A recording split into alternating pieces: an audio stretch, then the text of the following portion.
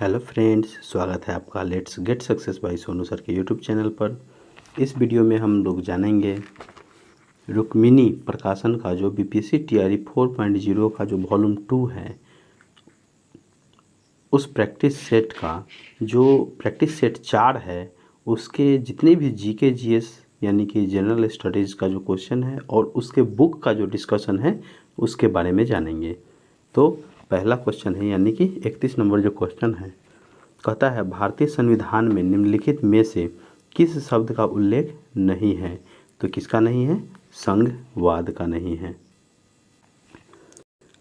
भारतीय संविधान में संघवाद शब्द का उल्लेख नहीं है। दोहरे शासन की व्यवस्था संघवाद की प्रमुख विशेषता है। भारत में भी मूल संविधान ने शासन के 2 स्तरों की स्थापना की है, जिसके केंद्र में एक संघीय सरकार है तथा चारों तरफ परिधि में राज्य सरकारें हैं।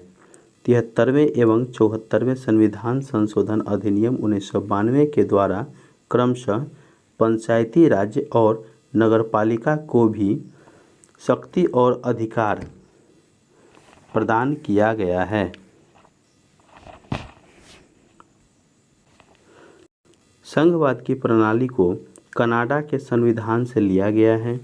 गणतंत्र में राजनीतिक संप्रभुता राज्य के बजाय देश की जनता में निहित होती है।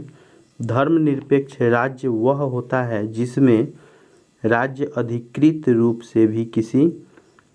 से किसी भी धर्म को राजकीय धर्म के रूप में बढ़ावा नहीं देता और धार्मिक मामलों में भेदभाव नहीं करते हैं। अगला क्वेश्चन है, सामूहिक विनाश के हथियार और उनकी वितरण प्रणाली यानी कि गैर कानूनी गतिविधियों पर पाबंदी संशोधन विधेयक 2022 ने डैश डैश में संशोधन किया है। तो किस में किया है? तो सामूहिक विनाश के हथियारों और उनकी वितरण प्रणाली गैर कानूनी गतिविधियों पर पाबंदी अधिनियम 2025 यानी कि इसका आंसर बी हो जाएगा, इसमें किया है। सामूहिक विनाश के हथियार और उनकी वितरण प्रणाली गैर कानूनी गतिविधियों पर पाबंदी संशोधन विधेयक 2022 ने सामूहिक विनाश के हथियारों और उनकी वितरण प्रणाली गैर कानूनी गतिविधियों पर पाबंदी अधिनियम 2005 में संशोधन किया है। यह अधिनियम जैविक, रासायनिक और परमाणु हथियारों और उनकी वितरण प्रणालियों से संबंधित गैर कानूनी गतिविधियों को कवर करता है। विधेयक का लक्ष्य 3 उद्देश्यों से प्राप्त होता है। पहला, सामूहिक विनाश के हथियार WMD से जुड़ी गतिविधियों के वित्त पोषण पर रोक लगाएं। दूसरा, ऐसे वित्त पोषण को रोकने के लिए केंद्र को धन वित्तीय परिसंपत्तियों या आर्थिक संसाधनों को फ्रीज करने, जब्त करने या संलग्न करने का अधिकार दें। अगला, सामूहिक विनाश के हथियारों और उनकी वितरण प्रणालियों के संबंध में किसी भी निषिद्ध गतिविधियों के लिए धन, वित्तीय संपत्ति या आर्थिक संसाधन उपलब्ध कराने पर रोक लगाना। अगला क्वेश्चन है, भारतीय संविधान का अनुच्छेद 51 के ए में कौन से लागू हैं? तो 3 जनवरी 1977 क्या लागू है? 3 जनवरी 1977। भारतीय संविधान का अनुच्छेद 51 के ए 3 जनवरी 1977 से लागू है। भारतीय संविधान के भाग 4 के क के तहत अनुच्छेद 51 के क के अंतर्गत मूल कर्तव्यों का प्रावधान है। स्वर्ण सिंह समिति की सिफारिश पर 42वें संविधान संशोधन अधिनियम 1976 द्वारा मूल कर्तव्यों को संविधान में जोड़ा गया है। वर्तमान में भाग 4 के क के अनुच्छेद 51 के क के तहत मौलिक कर्तव्यों की कुल संख्या कितनी है? 11 है। 11वां मूल कर्तव्य 86वें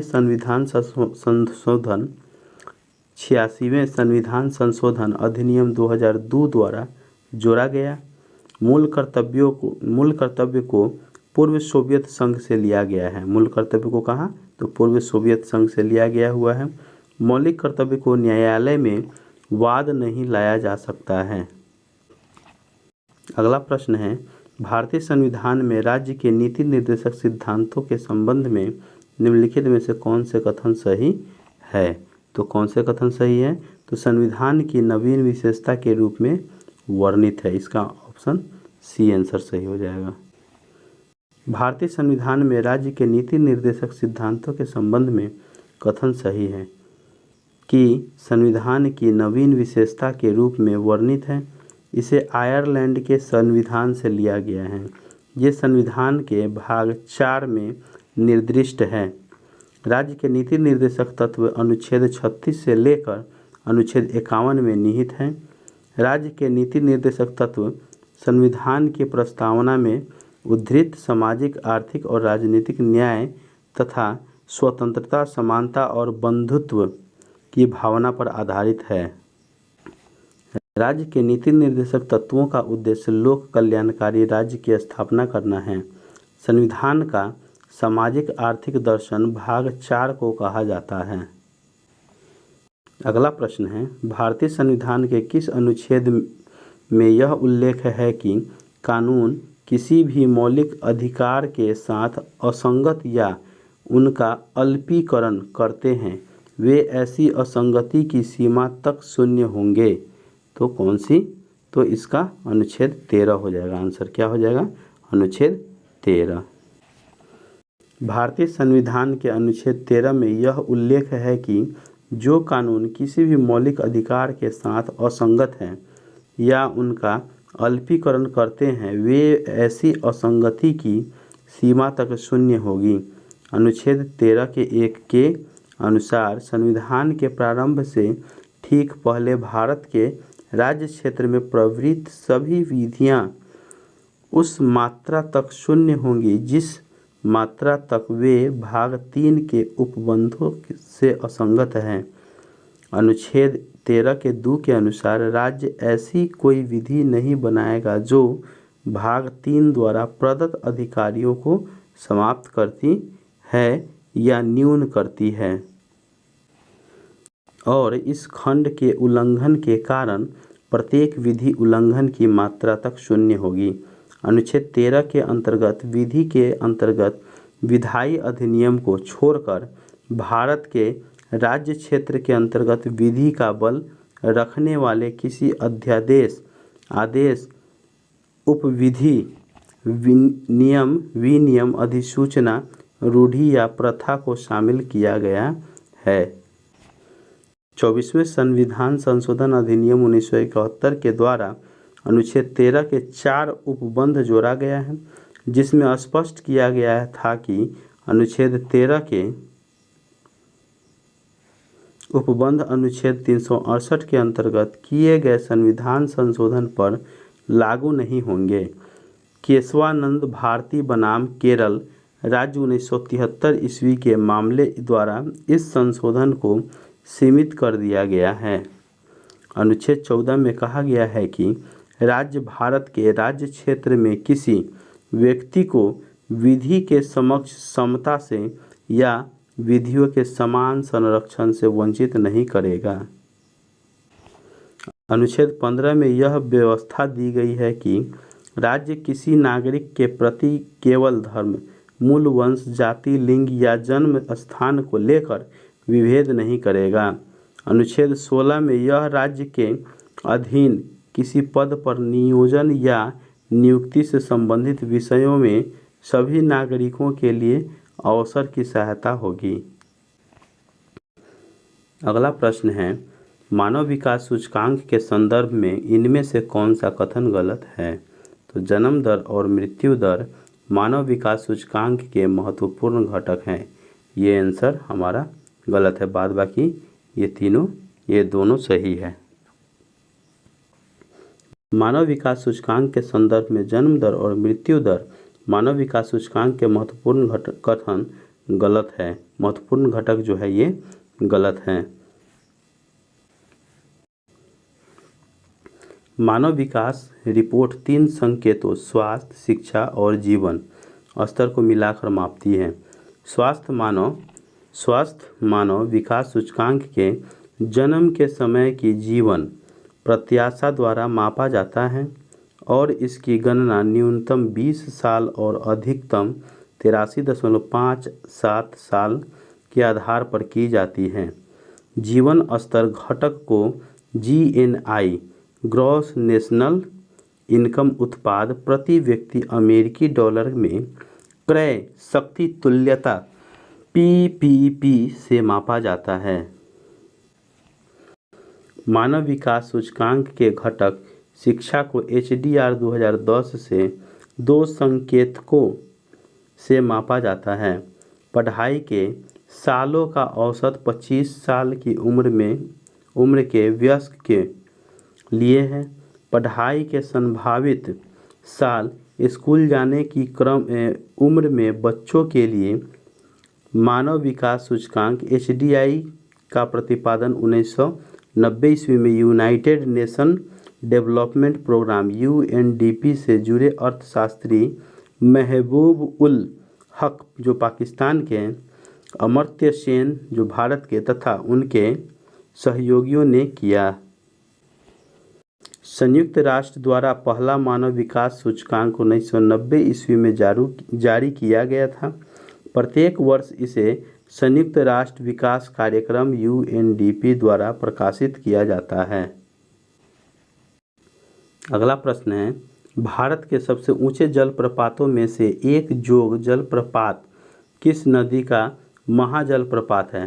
तो शरावती जलप्रपात का।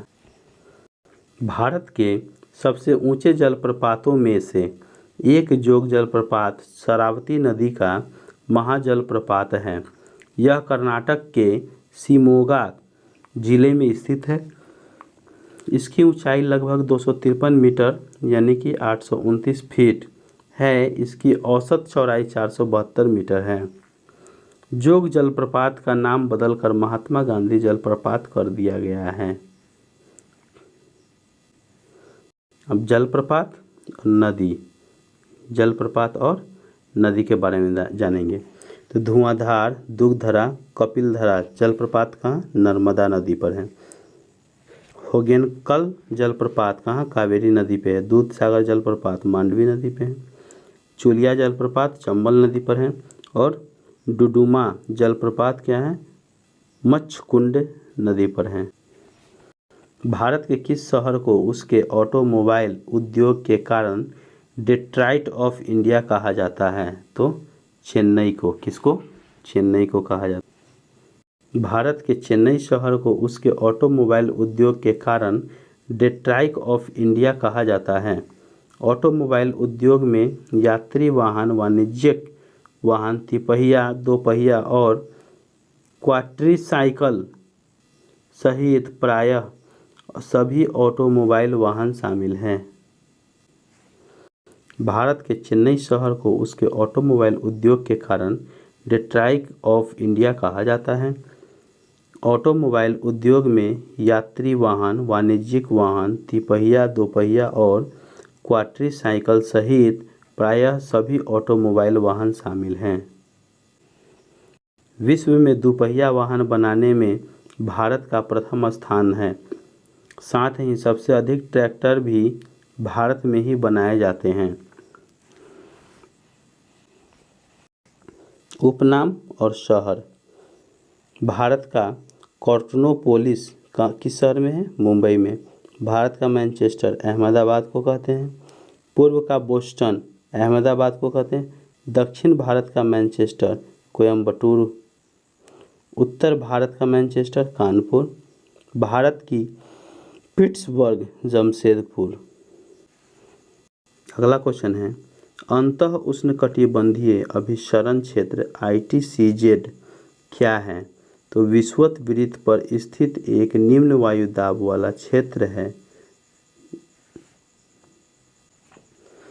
अंतः उष्णकटिबंधीय अभिसरण क्षेत्र ITCZ विषुवत पर स्थित एक निम्न वायु दाब वाला क्षेत्र है।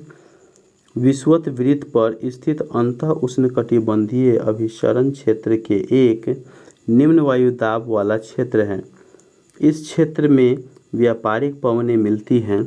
अतः इस क्षेत्र में वायु ऊपर उठने लगती है।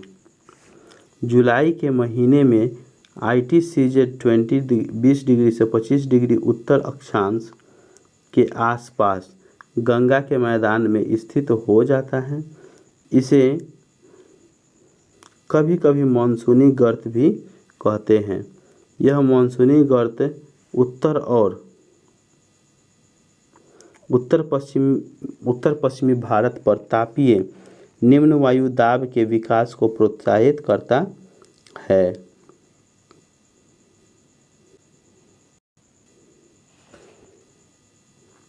ITCZ के उत्तर की ओर खिसकने के कारण दक्षिणी गोलार्ध की व्यापारिक पवनें 40 डिग्री से 60 डिग्री पूर्व देशांतरीय के बीच विषुवत वृत्त को पार कर जाती है। कोरियोलिस बल के प्रभाव से विषुवत वृत्त को पार करने वाली इन व्यापारिक पवनों के दिशा दक्षिण पश्चिम से उत्तर पूर्व की ओर हो जाता है।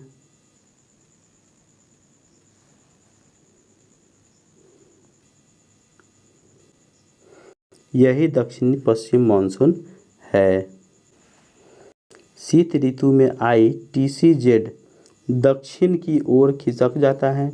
इसी के अनुसार पवनों की दिशा दक्षिण पश्चिम से बदलकर उत्तर पूर्व हो जाती है। यही उत्तर पूर्व मानसून है। अगला क्वेश्चन है, भारत में निम्नलिखित में से कौन सी फसल खरीफ की ऋतु में उगाई जा सकती है? तो कपास की फसल। भारत में कपास खरीफ की ऋतु में उगाई जा सकती है। कपास की वृद्धि के लिए उच्च तापमान, हल्की वर्षा, लगभग 210 पाला रहित दिन और तेज चमकीली धूप की आवश्यकता होती है। कपास खरीफ फसल है और इसे पककर तैयार होने में 6 से 8 महीने लगते हैं। कपास के रेशे बीज से प्राप्त होते हैं। कपास को सफ़ेद सोना भी कहते हैं।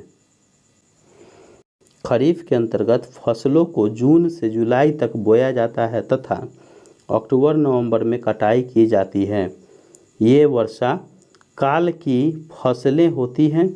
खरीफ फसलें हैं कौन कौन हैं? तो धान, सोयाबीन, अरहर, तिल, मूंग, उड़द, लोबिया, ज्वार, रागी, बाजरा, मूंगफली, तंबाकू, कपास इत्यादि। ये सब क्या है?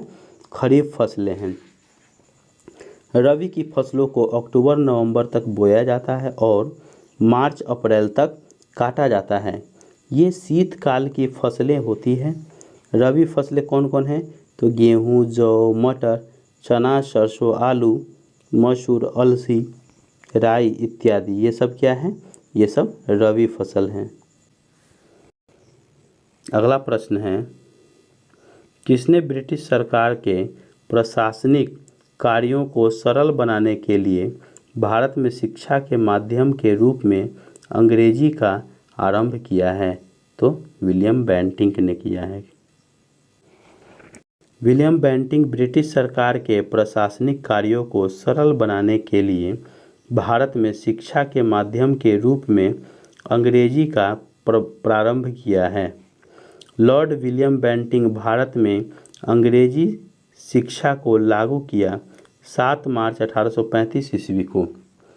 अंग्रेजी शिक्षा का भारत में जनक लॉर्ड मैकाले हैं। अंग्रेजी शिक्षा लागू करने का उद्देश्य बाबू यानी कि क्लर्क को तैयार करना था। अंग्रेजी का ज्ञान सरकारी नौकरियों के लिए लॉर्ड ऑकलैंड ने अनिवार्य कर दिया। लॉर्ड हार्डिंग की सबसे महत्वपूर्ण घटना प्रथम आंग्ल सिख युद्ध सन 1845 से 46 ईस्वी में हुआ था। इसमें अंग्रेज विजयी हुआ। लॉर्ड हार्डिंग ने नरबलि प्रथा पर प्रतिबंध लगाया। राजा राम मोहन राय के सहयोग से बेंटिक ने 1829 ईस्वी में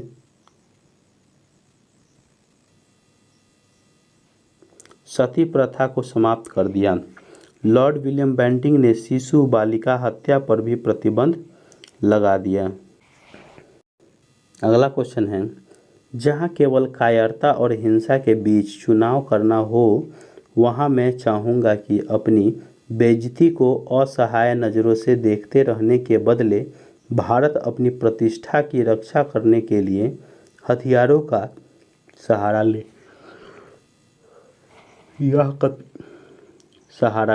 यह कथन किसका है? तो यह महात्मा गांधी का कथन है। जहाँ केवल कायरता और हिंसा के बीच चुनाव करना हो वहाँ मैं कहूँगा कि अपनी बेइज्जती को असहाय नज़रों से देखते रहने के बदले भारत अपनी प्रतिष्ठा की रक्षा करने के लिए हथियारों का सहारा ले। यही कथन गांधी जी का है। गांधी जी का अस्त्र शस्त्र सत्य, अहिंसा, असहयोग, अवज्ञा, हड़ताल, धरना प्रदर्शन, उपवास इत्यादि ये सब था। सत्य और अहिंसा में गांधी जी सत्य को अधिक महत्व देते थे। सत्य के लिए हिंसा गांधी जी को मंजूर था। गांधी जी अहिंसा को कायर का हथियार नहीं मानकर शक्तिशाली का हथियार मानता है। गांधी जी वर्ण व्यवस्था में विश्वास करते थे लेकिन जाति प्रथा और छुआछूत के विरोधी थे। गांधी जी द्वारा भारत में चलाया गया आंदोलन परिस्थितियों के अनुरूप था। गांधीवादी हिंसक आंदोलन भारत छोड़ो आंदोलन था। चौरी चौरा घटना के बाद असहयोग आंदोलन वापस ले लिया तथा कहा कि यह हिमालय जैसा भूल थी क्योंकि जनता अहिंसक आंदोलन के रूप में एक आंदोलन के लिए अभी तैयार नहीं था। अगला प्रश्न है, मिलान करें सूची एक के साथ सूची 2 को, यानी कि संस्था के साथ संस्थापक का। तो युगांतर जो है वह उसके संस्थापक कौन थे? तो बरिंद्रनाथ घोष। तो इसका हो जाएगा 3। नौजवान सभा के संस्थापक थे भगत सिंह। तो इसका हो जाएगा 1 नंबर। भारतीय सुधार समिति क्या है? भारतीय सुधार समिति। तो इसका हो जाएगा दादा भाई नौरोजी। और दलित उद्धार सभा, तो इसका हो जाएगा स्वामी श्रद्धानंद। तो इसका आंसर हो जाएगा सी। क्या हो जाएगा? सी हो जाएगा। युगांतर पत्रिका सन 1906 ईस्वी में स्थापित एक क्रांतिकारी पत्रिका था। युगांतर पत्रिका की शुरुआत बरिंद्र कुमार घोष, अभिनव भट्टाचार्य और भूपेंद्र नाथ दत्त द्वारा कलकत्ता में किया गया।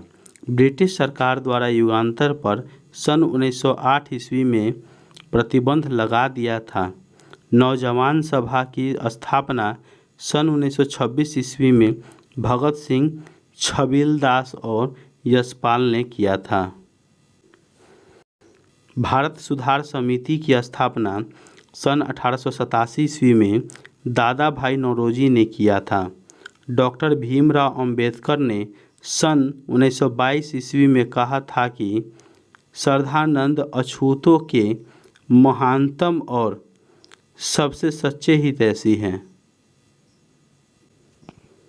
अगला प्रश्न है, सन 1923 ईस्वी में चित्तरंजन दास और पंडित मोतीलाल नेहरू ने जिस स्वराज दल का निर्माण किया था उसका मुख्य कार्यक्रम था।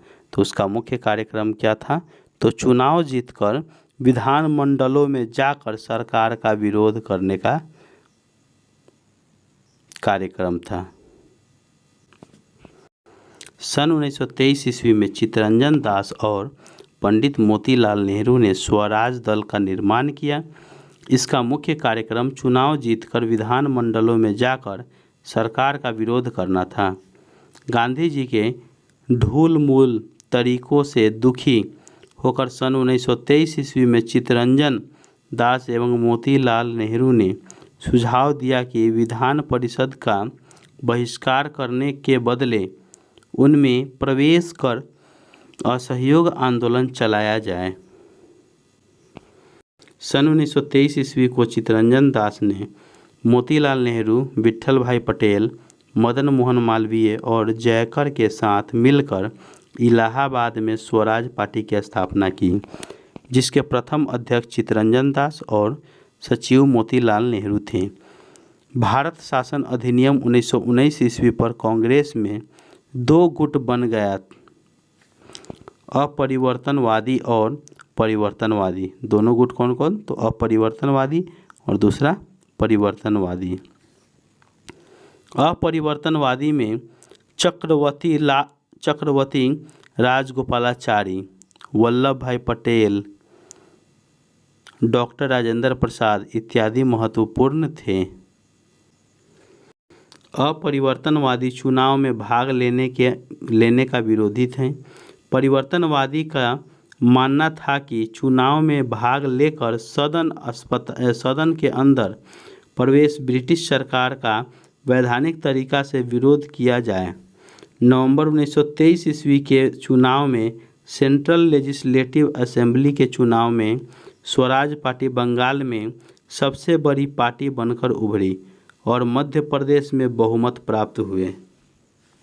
स्वराज पार्टी ने सन 1925 ईस्वी में विट्ठल भाई पटेल सेंट्रल लेजिस्लेटिव असेंबली में स्पीकर बनाने में सफलता पाई। स्वराज पार्टी ने 1925 ईस्वी में विट्ठल भाई पटेल सेंट्रल लेजिस्लेटिव असेंबली में स्पीकर बनाने में सफलता पाई। सार्वजनिक सुरक्षा विधेयक पर सरकार को स्वराज पार्टी ने पराजित किया था। 1932 ईस्वी के पूना पैक्ट के अनुसार, तो 1932 ईस्वी के पूना पैक्ट के अनुसार क्या सही है? तो हरिजनों के लिए स्थान आरक्षित हुआ और उनका निर्वाचन हिंदुओं के साथ सम्मिलित क्षेत्रों द्वारा तय हुआ। 1932 ईस्वी के पूना पैक्ट के अनुसार हरिजनों के लिए स्थान आरक्षित हुआ और उनका निर्वाचन हिंदुओं के साथ सम्मिलित क्षेत्रों द्वारा तय हुआ। पूना समझौता 24 सितंबर 1932 ईस्वी को हुआ था। सांप्रदायिक निर्णय के समय गांधी जी यरवदा जेल में थे। 20 सितंबर 1932 ईस्वी को उन्होंने जेल में ही सांप्रदायिक निर्णय के विरोध में आमरण अनशन प्रारंभ कर दिया। उन्हें एमसी राजा जैसे हरिजनों का समर्थन प्राप्त था। उन्होंने हरिजनों के लिए जगहों के आरक्षण के साथ एक ही निर्वाचक मंडल की इच्छा जाहिर की। पूना पैक्ट पर हस्ताक्षर करने वालों में दलितों की ओर से डॉक्टर अंबेडकर और सवर्णों की ओर से पंडित मदन मोहन मालवीय प्रमुख थे। पूना पैक्ट के द्वारा दलितों को केंद्रीय विधायिका मंडल में 11% के स्थान पर 18% सीटों का आरक्षण किया गया। इस पैक्ट के द्वारा विधानसभाओं में दलितों को 71 सीटों के स्थान पर 147 सीटें आरक्षित दिए जाने की व्यवस्था किया गया। गांधी जी ने सितंबर 1932 ईस्वी में अखिल भारतीय छुआछूत निवारण संघ की स्थापना किया, जिसका नाम बदलकर अखिल भारतीय हरिजन संघ कर दिया गया। हरिजन और हरिजन बंधु नामक समाचार पत्र भी गांधी जी के द्वारा निकाला गया। अगला प्रश्न है, भारत में ब्रिटिश ईस्ट इंडिया कंपनी की पहली प्रेसिडेंसी कहाँ थी? तो सूरत में थी। कहाँ थी? सूरत में थी। भारत में ब्रिटिश ईस्ट इंडिया कंपनी की पहली प्रेसिडेंसी सूरत में थी। अंग्रेजी ईस्ट इंडिया की भारत में प्रथम कारखाना सूरत में स्थापित किया गया। सूरत में कारखाना सन 1608 ईस्वी में स्थापित किया गया था। बंगाल के सूबेदार शाह सूजा के आदेश से हुगली में कंपनी को प्रथम कारखाना बंगाल में खोला गया। हुगली में सन 1651 ईस्वी में प्रथम कारखाना ब्रिजमैन की अध्यक्षता में स्थापित किया गया। कंपनी प्रथम कारखाना सन 1608 ईस्वी में सूरत में स्थापित किया था। जो सन 1612 ईस्वी में स्वापल्ली यानी कि स्वाली के युद्ध के बाद नियमित रूप से कार्यरत हुआ। इस युद्ध में अंग्रेज ने पुर्तगाली को पराजित किया था। अगला प्रश्न है, महात्मा गांधी ने किस आंदोलन के दौरान भूख हड़ताल को सर्वप्रथम सत्याग्रह के रूप में प्रयोग किया? तो अहमदाबाद सत्याग्रह। किसको? अहमदाबाद सत्याग्रह को। अहमदाबाद मिल हड़ताल सन 1918 ईस्वी में प्रथम भूख हड़ताल चंपारण के पश्चात गांधी जी ने की थी। मिल मालिकों और मजदूरों में प्लेग बोनस को लेकर हड़ताल छिड़ा था। गांधी जी के प्रयास से 35% बोनस मजदूरों को देने पर राजी हुआ। चंपारण में बागान मालिकों ने किसानों से एक अनुबंध करा लिया, जिसके अंतर्गत किसानों को अपनी भूमि के 3/20वें हिस्से में नील की खेती करना अनिवार्य था। यानी कि 20 कट्ठा में 3 कट्ठा नील की खेती करना अनिवार्य कर दिया था। इसे 3 कठिया पद्धति के नाम से जाना जाता था, जिसका गांधी जी ने विरोध किया। खिलाफत आंदोलन सन 1919 ईस्वी में प्रारंभ हुआ। इसका नेतृत्व का श्रेय अली बंधुओं को जाता है। खेरा सत्याग्रह सन 1918 ईस्वी में भीषण दुर्भिक्ष के कारण हुआ। यह आंदोलन राजस्व की उगाही से संबंधित था। गांधी जी द्वारा प्रथम सत्याग्रह दक्षिण अफ्रीका में किया गया। भारत में गांधी जी का प्रथम सत्याग्रह चंपारण सत्याग्रह है। भारत में गांधी जी का प्रथम ऑल इंडिया लेवल का विरोध रॉलेट एक्ट के रूप में 6 अप्रैल 1919 ईस्वी को राष्ट्रव्यापी हड़ताल था। गांधी जी का भारत में प्रथम गांधीवादी तरीके संगठित और व्यवस्थित आंदोलन असहयोग आंदोलन जो सन 1920 ईस्वी से 22 ईस्वी था। अगला प्रश्न है, द्वितीय विश्व युद्ध के बाद सन 1946 ईस्वी में कौन भारत आया? तो कैबिनेट मिशन भारत आया। कौन आया? कैबिनेट मिशन भारत आया। द्वितीय विश्व युद्ध के बाद सन 1946 ईस्वी में कैबिनेट मिशन भारत आया। कैबिनेट मिशन ने अपना प्रस्ताव 16 मई 1946 ईस्वी में प्रकाशित किया। इसमें 3 महत्वपूर्ण बात कही गई। पहला, अंतरिम सरकार की गठन। दूसरा, पाकिस्तान की मांग को अस्वीकार कर दिया गया। तीसरा, संविधान सभा का गठन की प्रक्रिया। कैबिनेट मिशन के अध्यक्ष सर पेंथिक लॉरेंस थे। क्रिप्स मिशन सन 1942 ईस्वी में भारत आया था। साइमन कमीशन का 8 नवंबर 1927 ईस्वी को सृजन किया गया था। वेवेल योजना जून 1945 ईस्वी में लाया गया था। अगला प्रश्न है, सन 1921 ईस्वी में एडविन लुटियंस ने इनमें से किसका निर्माण करवाया था? तो इंडिया गेट का करवाया था। किसका करवाया था? इंडिया गेट का करवाया था। सन 1921 ईस्वी में एडविन लुटियंस इंडिया गेट का निर्माण करवाया था। इंडिया गेट एवं राष्ट्रपति भवन का डिजाइन लुटियंस ने बनाया था। गेटवे ऑफ इंडिया के वास्तुकार जॉर्ज विटेट हैं। विक्टोरिया मेमोरियल के निर्माणकर्ता डब्ल्यू इमर्सन थे। इंडिया गेट एवं राष्ट्रपति भवन का डिजाइन लुटियंस ने बनाया था। केंद्रीय सचिवालय का निर्माणकर्ता हर्बर्ट बेकर हैं। लाल किला का निर्माण शाहजहां ने करवाया। अगला प्रश्न है, लखनऊ में 1857 के विद्रोह का नेतृत्व किसने किया? बेगम हजरत महल ने किया था। लखनऊ में 1857 के विद्रोह का नेतृत्व बेगम हजरत महल ने की थी।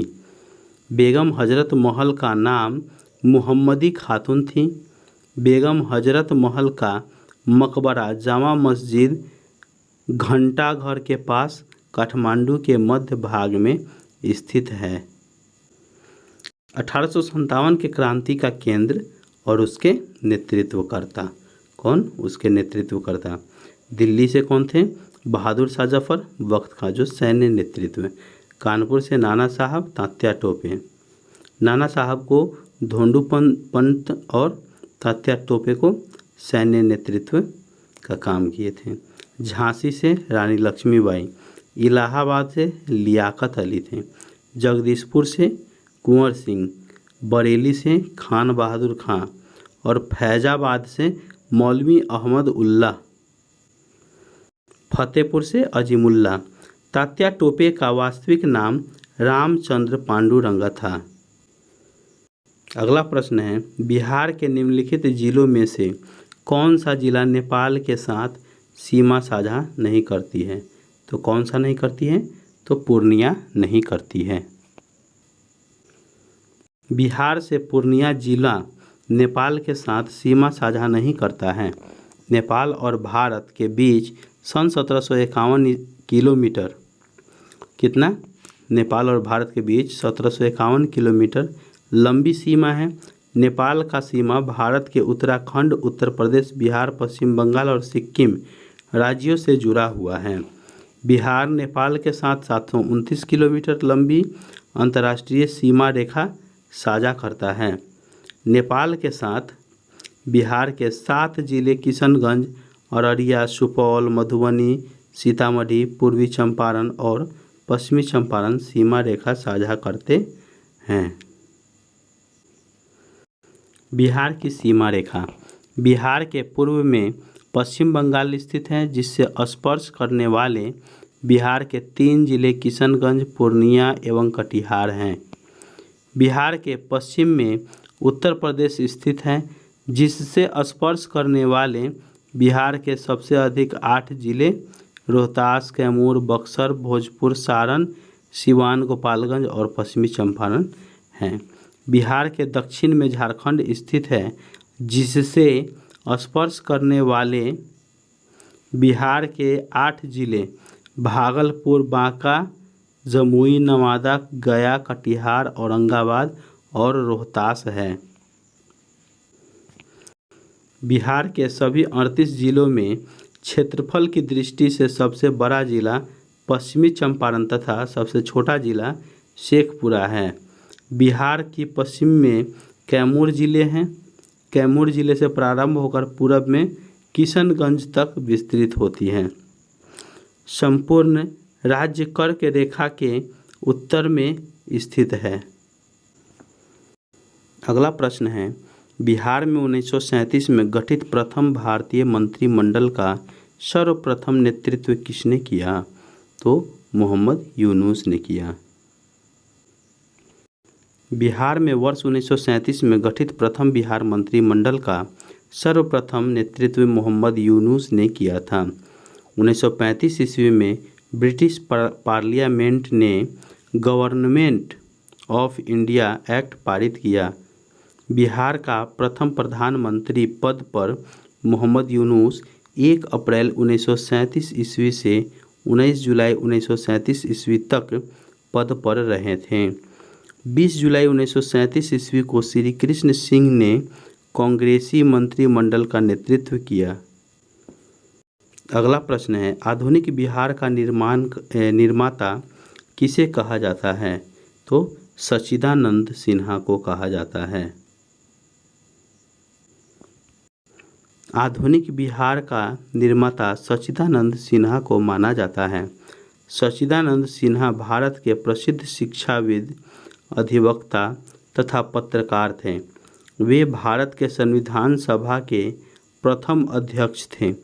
उनका जन्म डुमरांव अनुमंडल के चौंगाई प्रखंड के मुरार गांव में 10 नवंबर 1871 ईस्वी में कायस्थ परिवार में हुआ था। इन्होंने इलाहाबाद हाई कोर्ट में 10 वर्ष तक वकालत की थी।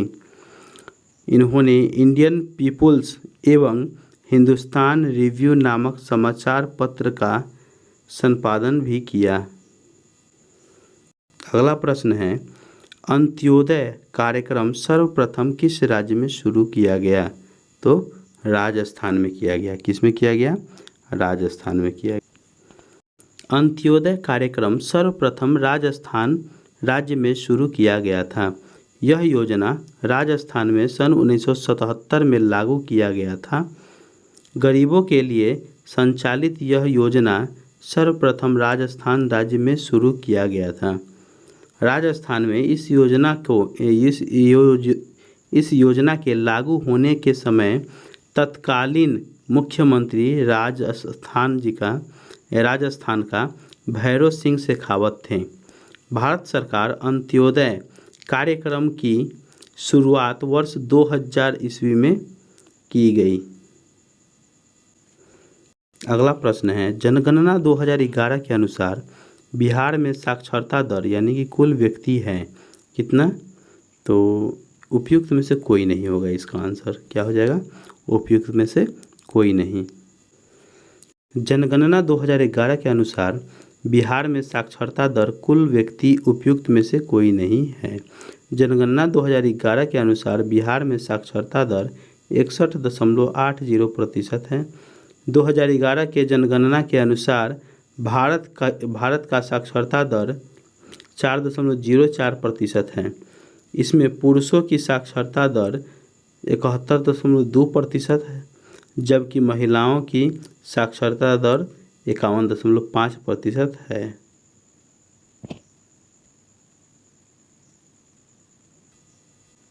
दो 2011 के जनगणना के अनुसार बिहार की साक्षरता के संदर्भ में सबसे अधिक साक्षरता दर रोहतास 73.37%, न्यूनतम साक्षरता दर पूर्णिया 51.08, सबसे अधिक पुरुष साक्षरता दर रोहतास 82.88%, न्यूनतम पुरुष साक्षरता दर पूर्णिया 59.06%, सबसे अधिक महिला साक्षरता दर रोहतास 62.97%, न्यूनतम महिला साक्षरता दर सहरसा 41.68%। राष्ट्रीय स्तर पर बिहार पुरुष तथा महिला साक्षरता दोनों के संदर्भ में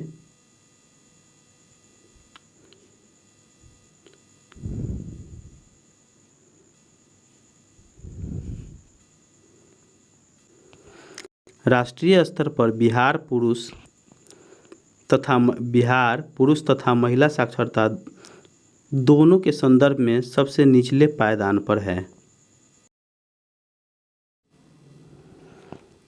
अगला प्रश्न है, संयुक्त राष्ट्र महासचिव एंटोनियो गुटेरेस द्वारा किस भारतीय को इंडोनेशिया में संयुक्त राष्ट्र रेजिडेंट समन्वयक नियुक्त किया गया है? तो इसका आंसर हो जाएगा ए number, Gita Sabharwal.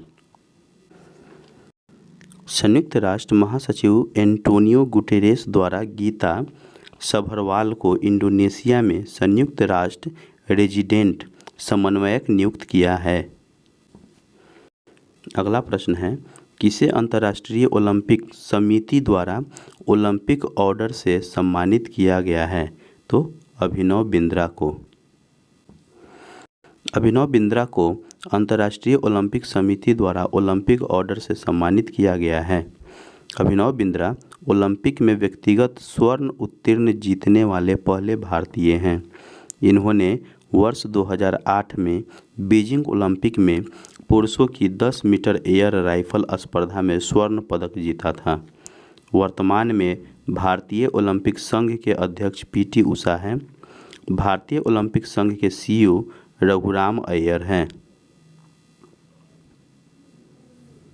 International Olympic committee की पहली भारतीय महिला सदस्य नीता अंबानी बनी हैं।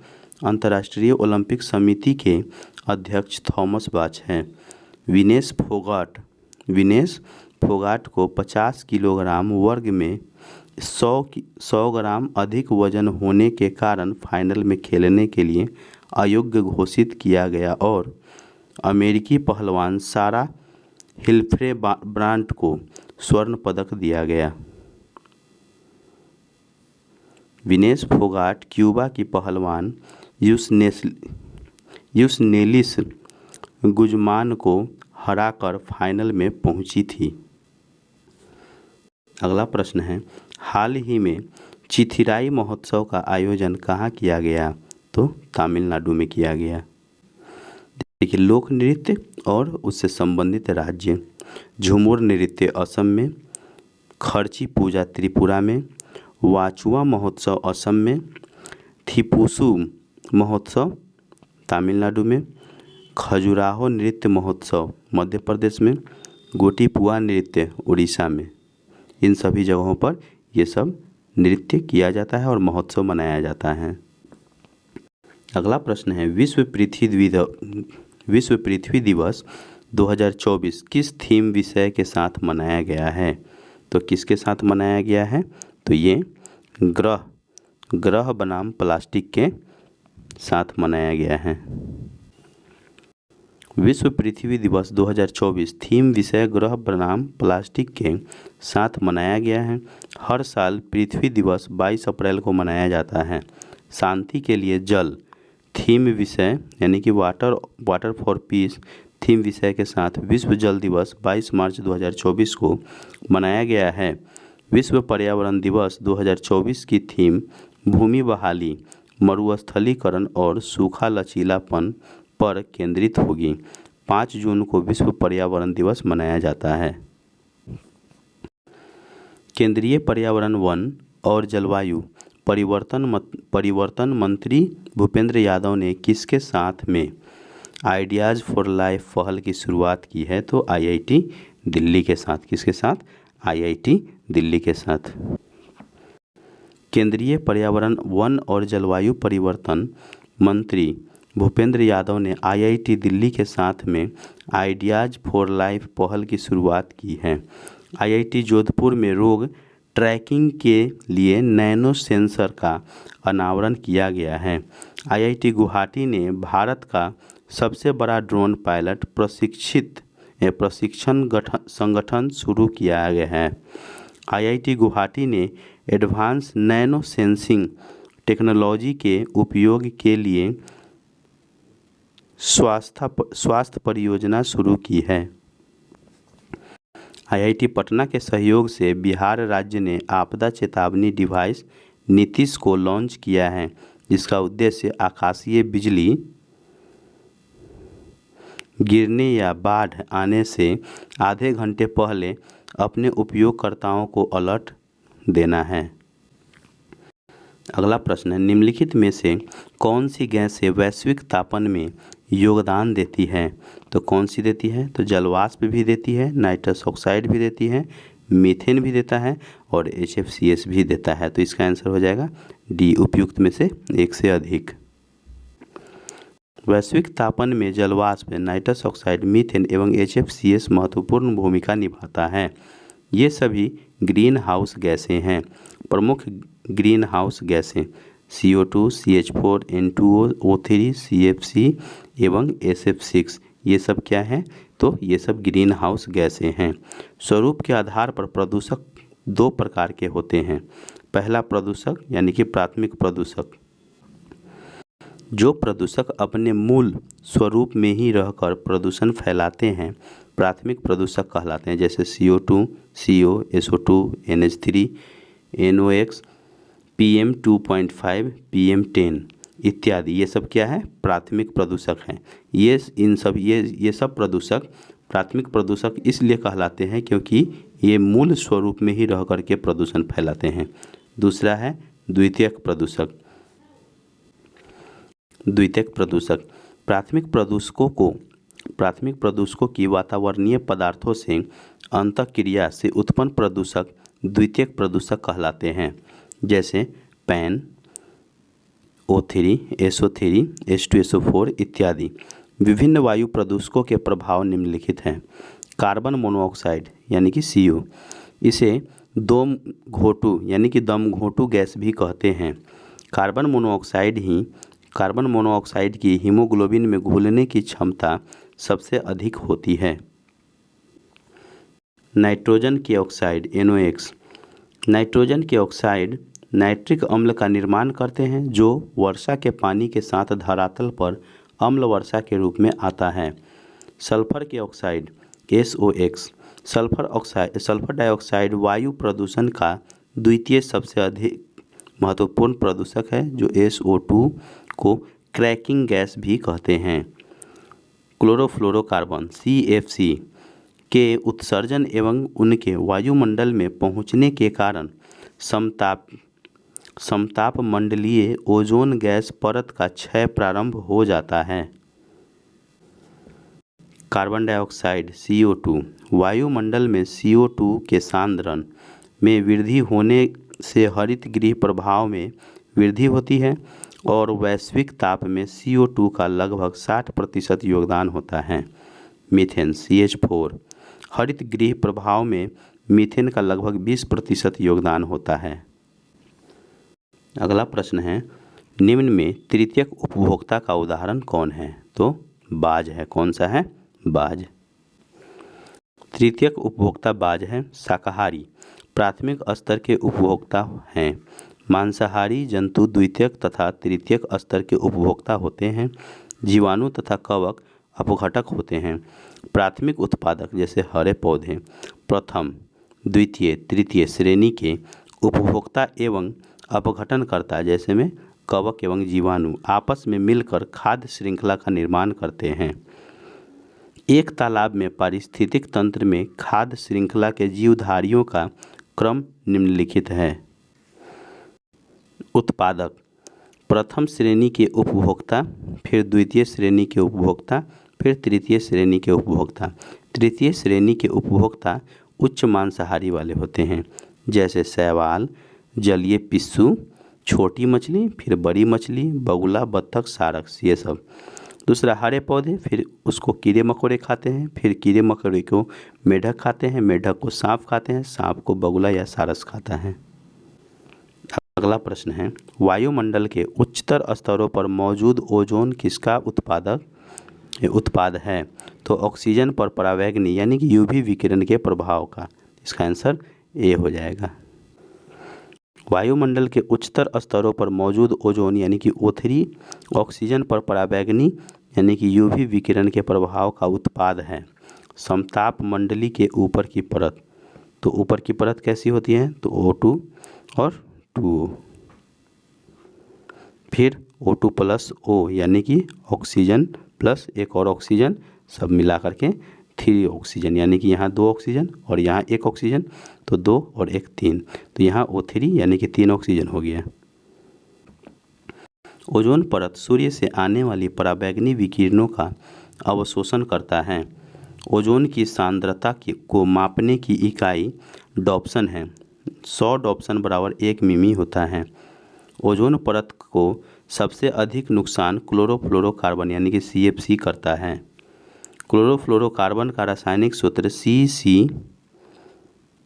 CCl2F2 है।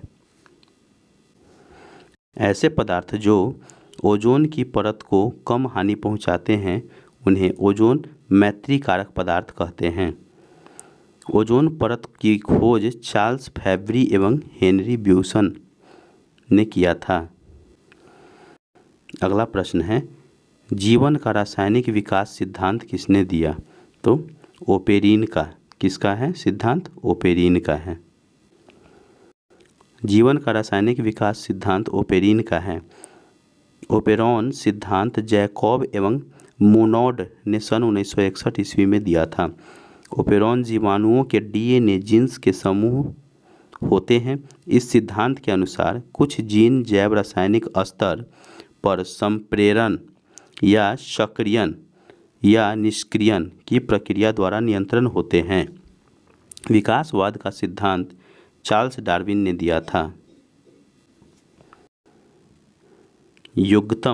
युग्मतम की उत्तरजीविता शब्द स्पेंसर ने दिया था, किंतु संकल्पना का समर्थन चार्ल्स डार्विन ने दिया था। उपार्जित लक्षण की वंशागति का सिद्धांत चार्ल्स डार्विन ने दिया था। स्वतः उद्भववाद के विरुद्ध रेडी एवं स्प्लैंजानी ने प्रमाण प्रस्तुत किया था। पैंजीनवाद चार्ल्स डार्विन का मत था। पैंजीनवाद तथा उपार्जित लक्षणों की वंशागति सिद्धांत को जनन द्रव्य सिद्धांत ने खंडित किया था। अगला प्रश्न है, ज़्यादातर जंतु जो गहरे समुद्री पानी में रहते हैं वे क्या होते हैं? तो वे क्या होते हैं? तो अपरदभोजी होते हैं। क्या होते हैं? अपरदभोजी। ज़्यादातर जंतु जो गहरे समुद्री पानी में रहते हैं वे अपरदभोजी होते हैं। गहरे समुद्र में ऑक्सीजन तथा सूर्य प्रकाश का अभाव होता है, जिससे अंदर प्राथमिक उपभोक्ता कम होता है। कवक तथा जीवाणु अपघटक होते हैं। प्राथमिक उत्पाद जो हरे पौधे में गिनती आते हैं, यानी कि हरे पौधे को ही प्राथमिक उत्पाद कहते हैं। प्रथम, द्वितीय, तृतीय श्रेणी के उपभोक्ता एवं अपघटनकर्ता जैसे कि कवक एवं जीवाणु आपस में मिलकर खाद्य श्रृंखला का निर्माण करता है। एक तालाब में पारिस्थितिक तंत्र में खाद्य श्रृंखला के जीवधारियों का क्रम, पहले शैवाल, फिर जलीय पिस्सू। शैवाल को कौन खाता है? जलीय पिस्सू। फिर छोटी मछली उसको खाता है, छोटी मछली को बड़ी मछली, बड़ी मछली को बगुला, और बगुला बतख या सारस खाता है। दूसरा है, हरे पौधे को कीड़े मकोड़े खाते हैं, कीड़े मकोड़े को मेढक या सांप खाता है और उसको बगुला या सारस खाता है। घास स्थलीय पारिस्थितिक तंत्र में खाद्य श्रृंखला के जीवधारियों का क्रम, पहले घास, उसके बाद कीड़े मकोड़े या टिड्डे, फिर चिड़िया या मेंढक, फिर बाज, पक्षी, सांप या गिद्ध होता है। अगला प्रश्न है, जैव आवर्धीकरण का अर्थ होता है, क्या होता है? उच्च खाद्यान्न स्तर वाले जीवों में प्रदूषक तत्वों का जमाव। इसका आंसर सी हो जाएगा। जैव आवर्धीकरण बायोमैग्नीफिकेशन का अर्थ होता है उच्च खाद्यान्न स्तर वाले जीवों में प्रदूषक तत्वों का जमाव। मनुष्य में डीडीटी जैसे कीटनाशक का मांसपेशी में जमाव जैव आवर्धीकरण है। जैव अनिम्नीकरणीय प्रदूषणकारी पदार्थ पारिस्थितिकी तंत्र के खाद्य श्रृंखलाओं में विभिन्न पोषण स्तरों के माध्यम से उच्च खाद्य जीव में स्थापित हो जाते हैं, जिसे जैव आवर्धन कहते हैं। उदाहरण में BHC, DDT, 2,4-D, पारा इत्यादि। लिंडमैन ने 10% का नियम दिया था। किसी जीव में हानिकारक पदार्थों के एकत्रीकरण को जैव संचयन की संज्ञा दी जाती है। जैव संचयन को 3 प्रकार में विभक्त किया जा सकता है। पहला, जीवधारी जैव संचयन। दूसरा, पोषण हस्तांतरण जैव संचयन। तीसरा, मृदा जैव संचयन। जल में पोषक पदार्थों के वृद्धि के कारण जलीय जीवों की संख्या में तीव्र वृद्धि सुपोषण कहलाता है। सुपोषण का कारण जल का BOD यानी कि बायोकेमिकल ऑक्सीजन डिमांड का मान बढ़ जाता है। जल गंभीर रूप से प्रदूषित हो जाता है। अगला प्रश्न है, पराबैंगनी विकिरण के दुष्प्रभाव होते हैं कौन कौन? तो मनुष्य के रोग प्रतिरोधक क्षमता का नष्ट हो जाना होता है, मोतियाबिंद होना हो जाता है, चमड़ी का कैंसर यानी कि त्वचा का कैंसर होना, शैवाल उत्पादन को 6 से 12% कम करना, अर्थात कम करना, यानी कि इसका आंसर 1, 2, 3, 4 चारों हो जाएगा, यानी कि ऑप्शन नंबर डी उपयुक्त में से एक से अधिक इसका आंसर हो जाएगा। पराबैंगनी विकिरण के दुष्प्रभाव, मनुष्य के रोग प्रतिरोधी क्षमता का नष्ट हो जाना, मोतियाबिंद होना, त्वचा कैंसर होना, शैवाल उत्पादन का कम होना, ये सब है। पराबैंगनी विकिरण की खोज रिटर ने किया था। समताप मंडल में पाई जाने वाली ओजोन गैस यानी कि O3 जहां पृथ्वी की पराबैंगनी किरणों के प्रकोप से रक्षा करती है, वहीं क्षोभ मंडल में धरातल के पास प्रकाश रासायनिक स्मॉग के घटक के रूप में पाई जाने वाली ओजोन गैस प्रदूषक का कार्य करती है। ओजोन परत को सबसे अधिक नुकसान क्लोरोफ्लोरोकार्बन करती है। पराबैंगनी विकिरण मुख्य रूप से 3 प्रकार के होते हैं, UVA, UVB और UVC, यानी कि ultraviolet A, ultraviolet B, ultraviolet C। UVA को ओजोन परत अवशोषित नहीं करता है, UVC को ओजोन परत द्वारा अवशोषित नहीं किया जाता है और UVC सबसे अधिक हानिकारक पराबैंगनी विकिरण होता है। अगला प्रश्न है, मछलियाँ के बारे में निम्नलिखित में से कौन सा कथन गलत है? तो कौन? वे ठंडे खून वाले जानवर हैं और शरीर के तापमान को नियंत्रित कर सकते हैं। इसका आंसर क्या हो जाएगा? बी हो जाएगा। मछलियों के बारे में यह कथन गलत है कि वे ठंडे खून वाले जानवर होते हैं और शरीर के तापमान को नियंत्रित कर सकते हैं। मछलियों के पास एक सुव्यवस्थित शरीर और एक मांसल पूंछ होती है जो उन्हें अपनी गति में मदद करती हैं। वे ठंडे खून वाले जानवर हैं और इसलिए अपने शरीर के तापमान को नियंत्रित नहीं कर सकते हैं और एक उपयुक्त तापमान सीमा बनाए रखने के लिए पर्यावरण पर निर्भर रहते हैं। मछलियों का हृदय 2 कक्षीय होता है। इनका कंकाल उपास्थि और हड्डी से बना होता है।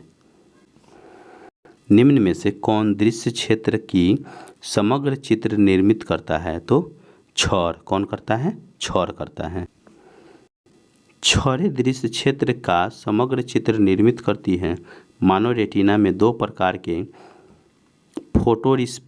फोटोरिसेप्टर होते हैं, क्षौर और शंकु, है ना। शंकु के बारे में जानेंगे पहले। शंकु उच्च प्रकाश स्तर यानी कि फोटोपिक दृष्टि पर सक्रिय होते हैं। शंकु रंग दृष्टि में सक्षम होते हैं और उच्च स्थानिक तीक्ष्णता के लिए जिम्मेदार होते हैं। रॉड्स कम रोशनी के स्तर पर दृष्टि के लिए उत्तरदायी होते हैं। एस्कोटोपिक विजन रॉड्स रंग दृष्टि में मध्यस्थता नहीं करते हैं और उनकी स्थानिक तीक्ष्णता कम होती है। नेत्र गोलक के पीछे उत्तक की प्रकाश संवेदनशील परत होती है जिसे रेटिना कहते हैं। 8 डायोप्टर क्षमता वाले एक लेंस को -4 डायोप्टर क्षमता वाले एक अन्य लेंस के साथ जोड़कर रखा गया है। तो यह लेंस किस प्रकार के संयोजन के रूप में कार्य करेगा? तो किस प्रकार के संयोजन के रूप में काम करेगा? तो 25 सेंटीमीटर फोकस दूरी वाले उत्तल लेंस के संयोजन के रूप में काम करेगा। अगला प्रश्न है, जल के उपचार में ओजोनन की प्रक्रिया को क्या कहते हैं? तो क्या कहते हैं? इसका आंसर बी हो जाएगा, विसंक्रमण। क्या हो जाएगा? विसंक्रमण। जल के उपचार में ओजोनन की प्रक्रिया को विसंक्रमण कहते हैं। जल में जब ओजोन मिलाया जाता है तो यह जल में उपस्थित कीटाणुओं का क्षय कर उसे पीने योग्य बनाता है। जैसे में अशुद्ध जल प्लस O3 शुद्ध जल कीटाणु रहित होते हैं। जल की शुद्धिकरण आसवन विधि से किया जाता है। MnO4 पोटेशियम परमैंगनेट एक प्रमुख ऑक्सीकारक है जो जल के शुद्धिकरण में उपयोगी है। वर्तमान में जल के शुद्धिकरण में सबसे अधिक उपयोगी रसायन ब्लीचिंग पाउडर यानी कि CaOCl2 होता है। अगला प्रश्न है, जब हम आवधिक तालिका के समूहों में नीचे जाते हैं तो क्या होता है? तो सेल की संख्या बढ़ जाती है। जब हम आवधिक तालिका के समूह में नीचे जाते हैं तो सेल की संख्या बढ़ जाती है। पाउली का अपवर्जन नियम के अनुसार परमाणु में किन्हीं 2 इलेक्ट्रॉनों के लिए चारों क्वांटम संख्याओं का मान समान नहीं हो सकता है। अधिकतम 3 क्वांटम संख्या बराबर होता है। 3 बराबर है तो चौथा भिन्न होता है। हुक का अधिकतम बहुलता के नियम के अनुसार इलेक्ट्रॉन तब तक युग्मित नहीं होते हैं जब तक कि रिक्त यानी कि होल कक्षीय प्राप्य है। हाइजेनबर्ग का अनिश्चितता सिद्धांत किसी कण की स्थिति और वेग का एक साथ यथार्थ निर्धारण असंभव है। अगला प्रश्न है, निम्नलिखित में से कौन से दुर्बल अम्ल हैं? तो कौन? तो CH3COOH H2CO3 ये क्या है? तो ये दुर्बल अम्ल है। CH3COOH H2CO3 दुर्बल अम्ल है। वह अम्ल जो जल में आंशिक रूप से आयनीकृत होता है वह दुर्बल अम्ल कहलाता है। दुर्बल अम्ल का उदाहरण HCOOH, CH3COOH, C6H5COOH, C2H2O4, HF, HNO2, H2SO3, H3PO4 etc. इत्यादि ये सब क्या है? दुर्बल अम्ल हैं। सबसे प्रबल अम्ल HClO4 यानी कि परफ्लोरिक अम्ल होता है। अगला प्रश्न है, निम्नलिखित में से अर्धसूत्रण के लिए कौन सा कथन सत्य नहीं है? तो कौन सा कथन सत्य नहीं है? तो अर्धसूत्रण के परिणाम स्वरूप परिणामी कोषों में गुणसूत्रों की संख्या 2 गुनी हो जाती है।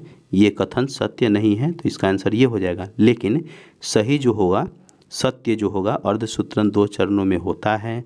अर्धसूत्रण के दौरान जनक कोषों के जीन परिणामी कोषों में मिश्रित हो जाते हैं। ये दोनों सत्य हो जाएगा।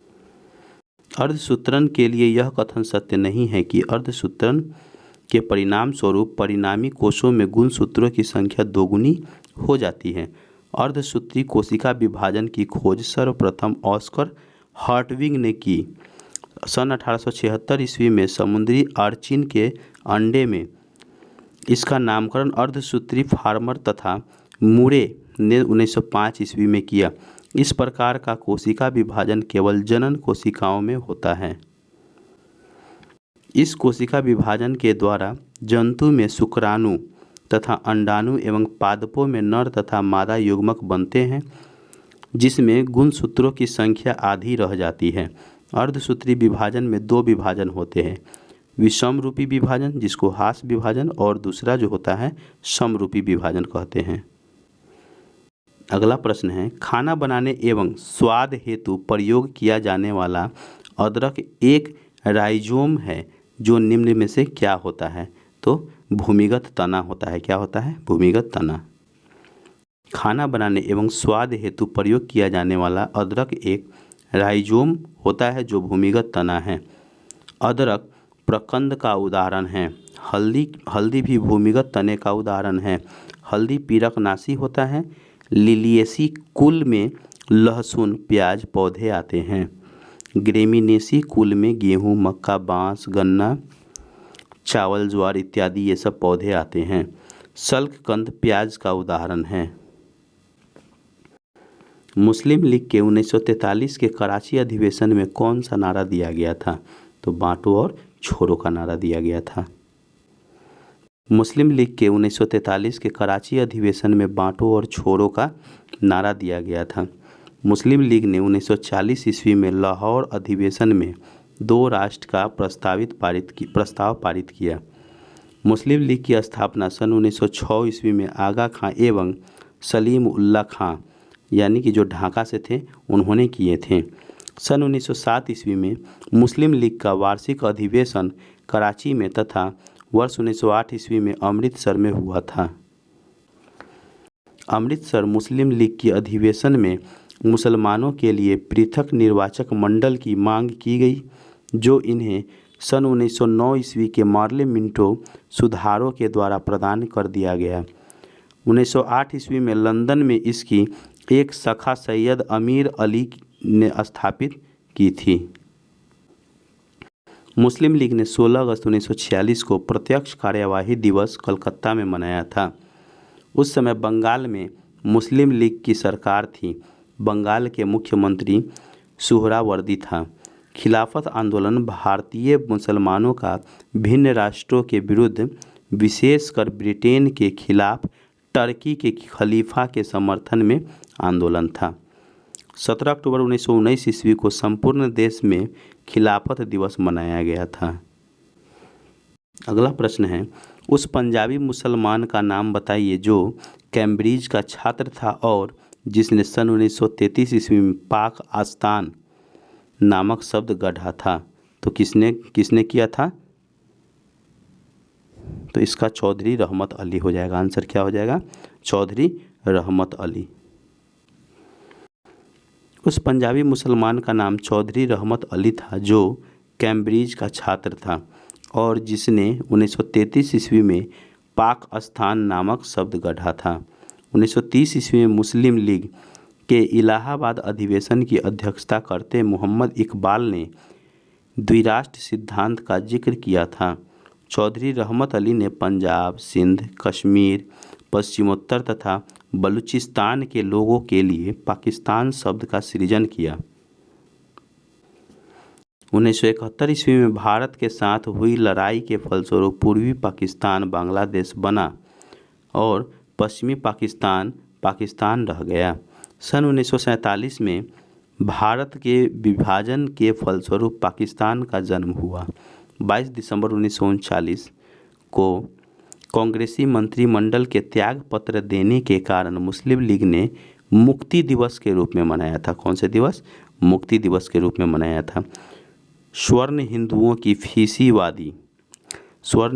की फांसीवादी कांग्रेस कहकर कांग्रेस का चरित्र निरूपण मोहम्मद अली जिन्ना ने किया। अगला प्रश्न है, महात्मा गांधी ने किस अधिनियम के विरोध में लोगों से 6 अप्रैल 1919 को एक दिन के लिए अहिंसक विरोध दर्शाने को कहा था? तो किस दिन को? एक रॉलेट एक्ट को, है ना। एक दिन जो अहिंसक विरोध दर्शाने को कहा गया था, किसके बारे में? रॉलेट एक्ट के बारे में। महात्मा गांधी ने रॉलेट एक्ट अधिनियम के विरोध में लोगों से 6 अप्रैल 1919 को एक दिन के लिए अहिंसक विरोध दर्शाने को कहा। भारत में बढ़ रही क्रांतिकारी गतिविधियों को कुचलने के लिए सरकार ने 1917 ईस्वी में न्यायाधीश सिडनी रॉलेट की अध्यक्षता में एक समिति का गठन की, जिसका उद्देश्य आतंकवाद को कुचलने के लिए एक प्रभावी कानून का मसौदा तैयार करना था। इसकी रिपोर्ट पर मार्च 1919 में पारित विधेयक रॉलेट एक्ट के नाम से जाना गया। लॉर्ड चेम्सफोर्ड 1916 से 1921 के कार्यकाल में 1919 में रॉलेट एक्ट पारित हुआ था। अखिल भारतीय राजनीति में गांधी जी का पहला कदम रॉलेट एक्ट के विरुद्ध सन 1919 ईस्वी में प्रारंभ सत्याग्रह था। गांधी जी ने रॉलेट सत्याग्रह के लिए 3 राजनीतिक मंचों का उपयोग किया था: होम रूल लीग, खिलाफत एवं सत्याग्रह सभा। सन 1813 ईस्वी के चार्टर अधिनियम में कंपनी का अधिकार पत्र को 20 वर्षों के लिए बढ़ा दिया गया।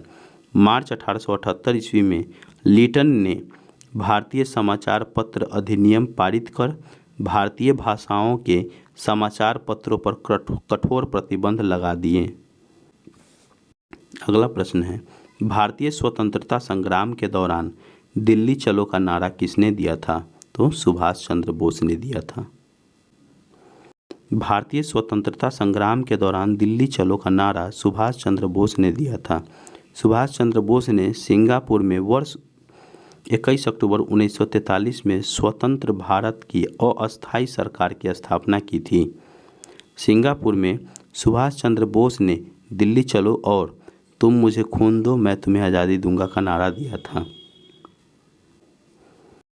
सुभाष चंद्र बोस की अस्थायी सरकार को Japan, Germany, Philippines, Korea, Italy, चीन, मंचूको, आयरलैंड इत्यादि देशों ने मान्यता दी थी। सुभाष चंद्र बोस ने द इंडियन स्ट्रगल नामक पुस्तक लिखी थी। अगला प्रश्न है, भारत के किस वायसराय ने देसी भाषा प्रेस अधिनियम का प्रस्ताव दिया? तो लॉर्ड लिटन ने दिया था। कौन दिया? लॉर्ड लिटन ने। भारत में लॉर्ड लिटन वायसराय ने देसी भाषा प्रेस अधिनियम का प्रस्ताव दिया था। वर्ष 1878 ईस्वी में वर्नाक्यूलर प्रेस एक्ट आया था, जिसे सुरेंद्र नाथ बनर्जी ने आकाश से होने वाला वज्रपात कहा था। लॉर्ड लॉरेंस ने अफगानिस्तान में अहस्तक्षेप की नीति का पालन किया था। लॉर्ड लॉरेंस ने 1865 ईस्वी में भारत एवं यूरोप के बीच प्रथम समुद्री टेलीग्राफ सेवा शुरू की थी। लॉर्ड रीडिंग के कार्यकाल में 1921 ईस्वी में केरल में मोपला विद्रोह शुरू हुआ था। लॉर्ड मेयो के कार्यकाल 1869 से 72 ईस्वी तक था। लॉर्ड नॉर्थब्रुक के कार्यकाल के दौरान वर्ष 1872 ईस्वी में पंजाब क्षेत्र में कूका विद्रोह हुआ था। अगला प्रश्न है, भारतीय संविधान के निम्नलिखित में से किस अनुच्छेद में सहकारी समिति का गठन के अधिकार का उल्लेख है? तो 19 के 1 के सी में। किसमें? 19 के 1 के सी में। भारतीय संविधान के अनुच्छेद 19 के 1 के सी में सहकारी समितियों के गठन के अधिकार का उल्लेख है।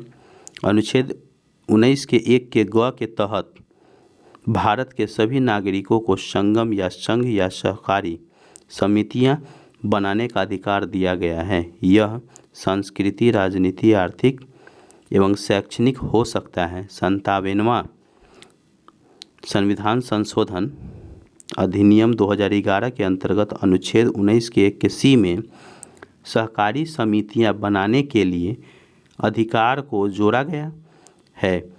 इससे पहले केवल संगम या संघ बनाने का उल्लेख था। अनुच्छेद 1 के घ भारत के सभी नागरिकों को भारत के राज्य क्षेत्र में सर्वत्र आबाद संचरण का अधिकार प्रदान करता है। अनुच्छेद 19 के 1 के ख भारतीय नागरिकों को शांतिपूर्वक और निरायुध सम्मेलन का अधिकार प्रत्याभूत करता है। अनुच्छेद 19 के 1 के क के अनुसार भारत के सभी नागरिकों को भाषण एवं अभिव्यक्ति की स्वतंत्रता प्राप्त है। अनुच्छेद 19 के 1 के अंग भारत के प्रत्येक नागरिक को भारत के राज्य क्षेत्र के किसी भाग में निवास करने और बस जाने का अधिकार प्रदान करता है। अनुच्छेद 19 के 1 के 6 प्रत्येक नागरिक को कोई वृत्ति, उपजीविक व्यापार या कारोबार करने का अधिकार सुनिश्चित करता है। अगला प्रश्न है, किसने भारतीय संघीय व्यवस्था को सौदेबाजी संघवाद के रूप में वर्णित किया है? तो मॉरिस जोन्स ने किया है। मॉरिस जोन्स भारतीय संघीय व्यवस्था को सौदेबाजी संघवाद के रूप में वर्णित किया है। ग्रैनविले ऑस्टिन द्वारा इसे सहकारी संघवाद के रूप में वर्णित किया गया है। केसी व्हीलर ने इसे अर्ध संघवाद के रूप में वर्णित किया है। आइवर जेनिंग ने इसे केंद्रीकरण की प्रवृत्ति वाला संघवाद के रूप में वर्णित किया है। भारत एक संघीय प्रणाली है, लेकिन सरकार की एकात्मक प्रणाली की ओर अधिक झुकाव है। इसे कभी कभी अर्ध संघीय प्रणाली माना जाता है क्योंकि इसमें संघीय और एकात्मक प्रणाली दोनों की विशेषताएं होती हैं। भारतीय संविधान के अनुच्छेद 1 में कहा गया है, भारत राज्यों का संघ यानी कि यूनियन ऑफ स्टेट्स होगा। भारतीय संविधान के संदर्भ में कथनों पर विचार कीजिए। भारत में संविधान सभा का विचार एम.एन. राय ने सर्वप्रथम 1934 ईस्वी में दिया था, तो ये सही कथन है। दूसरा पढ़ेंगे, ब्रिटिश सरकार ने सर्वप्रथम क्रिप्स मिशन द्वारा भारत के लिए संविधान भारतीयों द्वारा बनाया जाएगा यह स्वीकार किया, ये गलत है। संविधान सभा में हैदराबाद रियासत से 7 सदस्य भाग लिया था, ये भी गलत है। संविधान सभा का कुल 11 सत्र हुआ था, ये भी सही है। तो इसमें 1 और 4 सही है और 2 और 3 गलत है। क्वेश्चन कहता है सही कथनों का चुनाव कीजिए, तो इसका आंसर हो जाएगा बी, 1 और 4। भारतीय संविधान के संदर्भ में सही कथन है कि भारत में संविधान सभा का विचार एम.एन. राय ने सर्वप्रथम 1934 ईस्वी में दिया था और संविधान सभा का कुल 11 सत्र हुआ था। भारत का संविधान भारतीय द्वारा बनाया जाएगा यह विचार सर्वप्रथम ब्रिटिश सरकार ने अगस्त प्रस्ताव द्वारा 1940 ईस्वी में लाया गया था। क्रिप्स मिशन द्वारा यह कहा गया कि भारत का संविधान सभा द्वारा निर्माण किया जाएगा। हैदराबाद रियासत को 7 सदस्यों को भेजने का अधिकार दिया गया था, लेकिन संविधान सभा में हैदराबाद ने भाग नहीं लिया था। भारत की सबसे बड़ी देशी रियासत स्वतंत्रता के समय हैदराबाद थी। देशी रियासतों को भारतीय संघ का अंग बनाने में सरदार वल्लभ भाई पटेल एवं वीपी मेनन ने सबसे महत्वपूर्ण भूमिका अदा की थी। भारत का संविधान भारतीय द्वारा बनाया जाएगा, यह विचार सर्वप्रथम महात्मा गांधी ने दिए थे, जो प्रथम भारतीय थे। कैबिनेट मिशन के प्रस्ताव पर 389 सदस्यीय संविधान सभा के निर्माण का प्रस्ताव रखा गया था। अगला प्रश्न है, भारत के संविधान में निम्नलिखित में से किस संशोधन का संबंध पंचायत राज्य एवं नगरपालिका संस्था से है? तो किससे है? तो इसका आंसर हो जाएगा ऑप्शन सी। तो क्या हो जाएगा? 73वां और 74वां संशोधन। इससे क्या है कि यह पंचायत और राज्य एवं नगरपालिका की संस्था से क्या रखता है? संबंध रखता है। भारत के संविधान में 73वां और 74वां संशोधन का संबंध क्रमशः पंचायती राज एवं नगरपालिका से है। भारतीय संविधान का 73वां संविधान संशोधन द्वारा 11वीं अनुसूची और 74वां संविधान संशोधन द्वारा 12वीं अनुसूची में जोड़ा गया, जो क्रमशः पंचायती राज और नगरपालिका की संवैधानिक दर्जा से हैं। एल.एम. सिंघवी समिति की सिफारिशों के आधार पर 73वें संविधान संशोधन अधिनियम को संवैधानिक दर्जा प्रदान किया गया था। पटना नगर निगम की स्थापना 1952 ईस्वी में किया गया। भारत में पंचायती राज की शुरुआत 2 अक्टूबर 1959 ईस्वी को पंडित जवाहरलाल नेहरू ने राजस्थान राज्य के नागौर जिला से किया गया। सर्वप्रथम पंचायती राज व्यवस्था में सुधार के लिए बलवंत राय मेहता समिति का गठन किया गया। 64वां संविधान संशोधन विधेयक 1989 ईस्वी में राजीव गांधी सरकार द्वारा लाया गया था, जो पंचायती राज को संवैधानिक दर्जा देने से संबंधित था। पंचायती राज को 29 विषय पर और नगरपालिका को 18 विषयों पर कानून बनाने का अधिकार दिया गया है। अगला है प्रश्न, भारत का राष्ट्रपति किसको संबोधित करके अपना त्याग पत्र अपने हाथ से लिख कर दे सकता है? तो उपराष्ट्रपति को दे सकता है। किसको दे सकता है? उपराष्ट्रपति को दे सकता है। भारत का राष्ट्रपति उपराष्ट्रपति को संबोधित करके अपना त्याग पत्र अपने हाथ से लिख कर दे सकता है। राष्ट्रपति की पदावधि पद ग्रहण की तिथि से 5 वर्ष की होती है। 5 वर्ष के पहले राष्ट्रपति त्याग पत्र द्वारा अथवा महाभियोग पद से हटाया जा सकता है। उपराष्ट्रपति को संबोधित अपने हस्ताक्षर सहित लेख द्वारा अपना त्याग पत्र दे सकते हैं। राष्ट्रपति पर महाभियोग संविधान के उल्लंघन के आधार पर ही लगाया जा सकता है। महाभियोग की प्रक्रिया। महाभियोग का एक अर्थ न्यायिक प्रक्रिया की तरह है जो संसद में चलाई जाती है।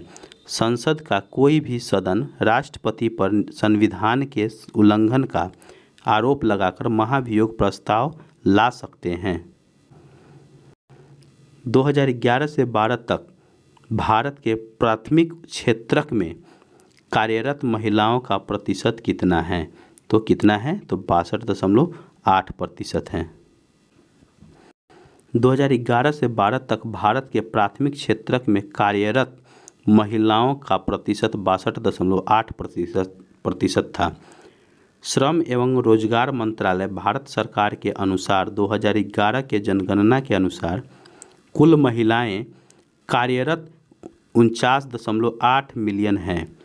इसमें से महिलाएं ग्रामीण एवं शहरी क्षेत्र में कार्यरत क्रमशः 121.8 मिलियन और 28 मिलियन है।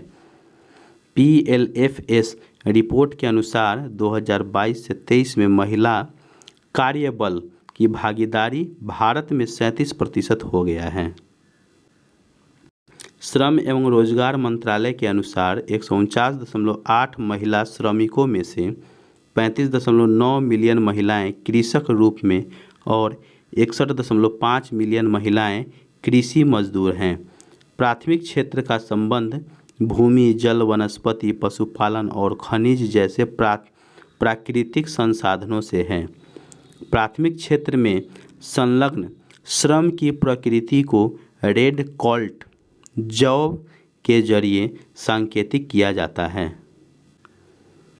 अगला प्रश्न है, मनाली को लाहौल स्पीति घाटी से जोड़ने वाली सुरंग कौन सी है? तो कौन सी है? तो अटल रोड सुरंग है। मनाली को लाहौल स्पीति घाटी से जोड़ने वाली सुरंग अटल रोड सुरंग है। अटल टनल का आधारशिला 26 मई 2002 को तत्कालीन प्रधानमंत्री अटल बिहारी वाजपेयी के द्वारा रखा गया था। 3 अक्टूबर 2020 को प्रधानमंत्री नरेंद्र मोदी के द्वारा इसका उद्घाटन किया गया। 9 फरवरी 2022 को अटल सुरंग को वर्ल्ड बुक ऑफ रिकॉर्ड्स में शामिल किया गया। मनाली लेह राजमार्ग पर निर्मित 9.02 किलोमीटर अटल सुरंग पूर्वी पीर पंजाल श्रेणी में स्थित है। अटल टनल हिमालय की पीर पंजाल श्रृंखला में अव्यवस्थित रोहतांग दर्रे से गुजरती है। यह सुरंग 10,000 फीट यानी कि 3,000 मीटर से अधिक ऊंचाई पर स्थित विश्व की सबसे लंबा राजमार्ग सुरंग है। सीमा सड़क संगठन BRO द्वारा निर्मित यह सुरंग घोड़े की नाल के आकार की डबल लेन टनल है। पीर पंजाल रेलवे सुरंग भारत की सबसे लंबी सुरंग है, सबसे लंबी रेल सुरंग है। डॉक्टर श्यामा प्रसाद मुखर्जी रोड सुरंग यानी चेनानी नासरी सुरंग 9.28 किलोमीटर लंबाई के साथ भारत की सबसे लंबी सड़क सुरंग है। अगला प्रश्न है, कौन सी नदी तुमकुर जिले में देवरायन दुर्ग पहाड़ी के दक्षिणी भाग से निकलती है और कावेरी में मिलने से पहले लगभग 221 किलोमीटर तक बहती है? तो सिमसा नदी। सिमसा नदी तुमकुर जिले में देवरायन दुर्ग पहाड़ी के दक्षिणी भाग से निकलती है और कावेरी में मिलने से पहले लगभग 221 किलोमीटर तक बहती है। सिमसा एक नदी है जो भारत के कर्नाटक राज्य में बहती है। यह कावेरी नदी का सहायक नदी है। मार्कोनहल्ली बांध तुमकुर जिले के कुनिगल तालुक में सिमसा नदी पर बना बांध है।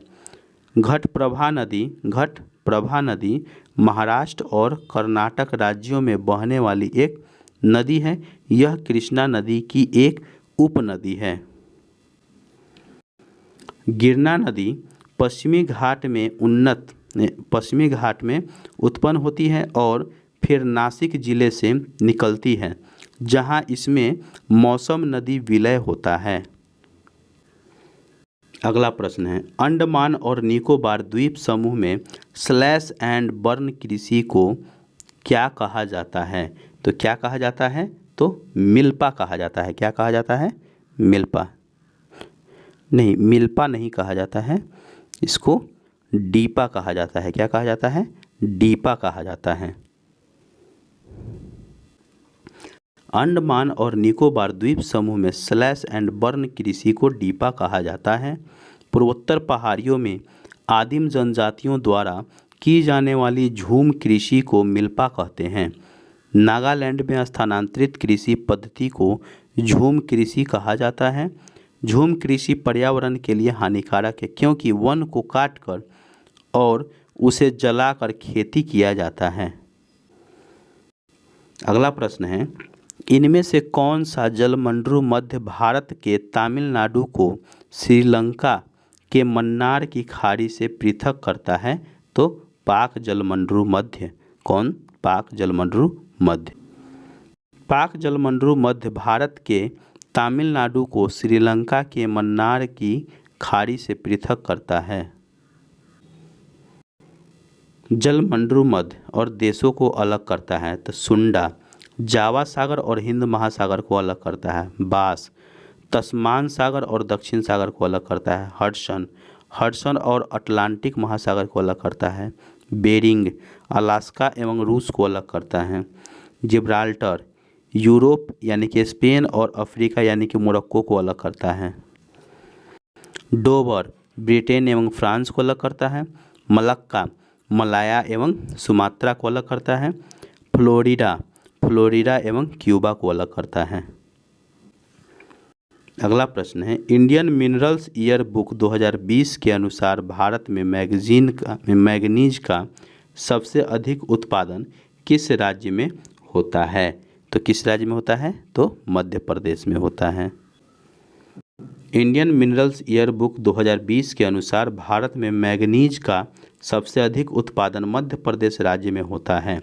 वर्ष 2019 से 20 में मध्य प्रदेश मैग्नीज का उत्पादन में 5528,000 यानी 5,528,000 टन के साथ शीर्ष पर है। कर्नाटक राज्य 2019 से 20 में 4961,000 टन के साथ दूसरा सबसे अधिक मैग्नीज उत्पादक राज्य है। उत्पादन की दृष्टि से भारत का विश्व में 5वां स्थान है। प्रमुख मैग्नीज उत्पादक स्थल मध्य प्रदेश बालाघाट और छिंदवाड़ा में है। महाराष्ट्र नागपुर, ओडिशा सुंदरगढ़, संबलपुर, बोलांगीर, क्योंझर, कालाहांडी, कोरापुट। कर्नाटक सीमिगा, कर्नाटक में शिमोगा, बेल्लारी, चित्रदुर्ग और बीजापुर। आंध्र प्रदेश में श्रीकाकुलम और गुजरात में पंचमहल, बड़ौदा। झारखंड में सिंहभूम। अगला प्रश्न है, किस भारतीय को इसरो और अमेरिकी अंतरिक्ष एजेंसी नासा के संयुक्त अंतरिक्ष मिशन के लिए चुना गया? तो शुभांशु शुक्ला को इसरो और अमेरिकी अंतरिक्ष एजेंसी नासा के संयुक्त अंतरिक्ष मिशन के लिए चुना गया है। इसरो ने एक्सियोम 4 मिशन के लिए कैप्टन शुभांशु शुक्ला और ग्रुप कैप्टन प्रशांत बालाकृष्णन नायर का चयन किया है। इसमें शुभांशु शुक्ला प्राइम अंतरिक्ष यात्री होंगे तथा प्रशांत नायर बैकअप अंतरिक्ष यात्री होंगे। मिशन के बाद शुभांशु शुक्ला भारत के दूसरे अंतरिक्ष यात्री होंगे। इससे पहले वर्ष 1984 में राकेश शर्मा अंतरिक्ष में गए थे। अमित छत्रिया को नासा द्वारा स्थापित मून टू मार्स प्रोग्राम के प्रथम प्रमुख के रूप में नियुक्त किया गया है। भारत की जनगणना 2011 के अनुसार भारत के किस राज्य की महिला साक्षरता दर सबसे अधिक है? तो किस राज्य की सबसे अधिक है? तो केरल की है। कहाँ की? केरल की। भारत की जनगणना 2011 के अनुसार भारत के केरल राज्य की महिला साक्षरता दर सबसे अधिक है। 2011 के जनगणना के अनुसार केरल का महिला साक्षरता दर 92.07% है। 2011 के जनगणना के अनुसार बिहार का महिला साक्षरता दर सबसे कम है जो 51.50% है। 7 वर्ष तथा उससे ऊपर की आयु के ऐसे सभी व्यक्ति जो किसी भी भाषा में पढ़ने लिखने में सक्षम हो वे साक्षर कहलाते हैं। वर्ष 2011 की जनगणना के अनुसार भारत की साक्षरता दर 74.04% है, जिसमें पुरुष साक्षरता 82.14% एवं महिला साक्षरता 65.46% है। 2011 के जनगणना के अनुसार सबसे अधिक साक्षरता वाले राज्य घटते क्रम में केरल 93.91%, मिजोरम 91.33%, गोवा 88.70%।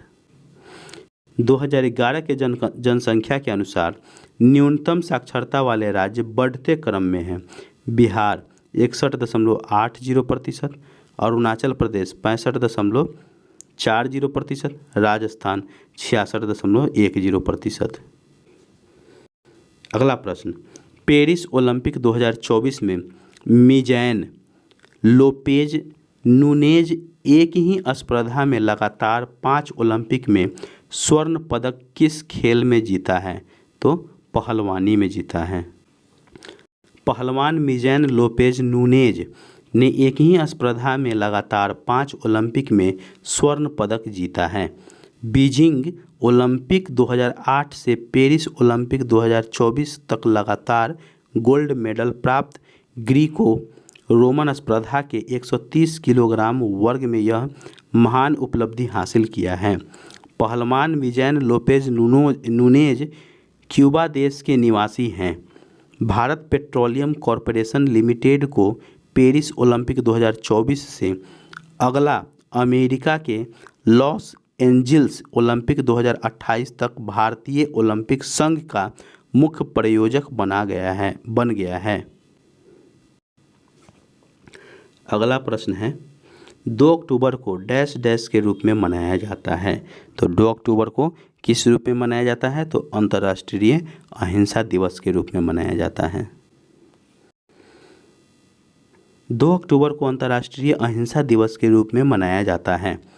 जून 2007 में संयुक्त राष्ट्र महासभा UNGA ने 2 अक्टूबर को अंतर्राष्ट्रीय अहिंसा दिवस के रूप में घोषित किया गया था।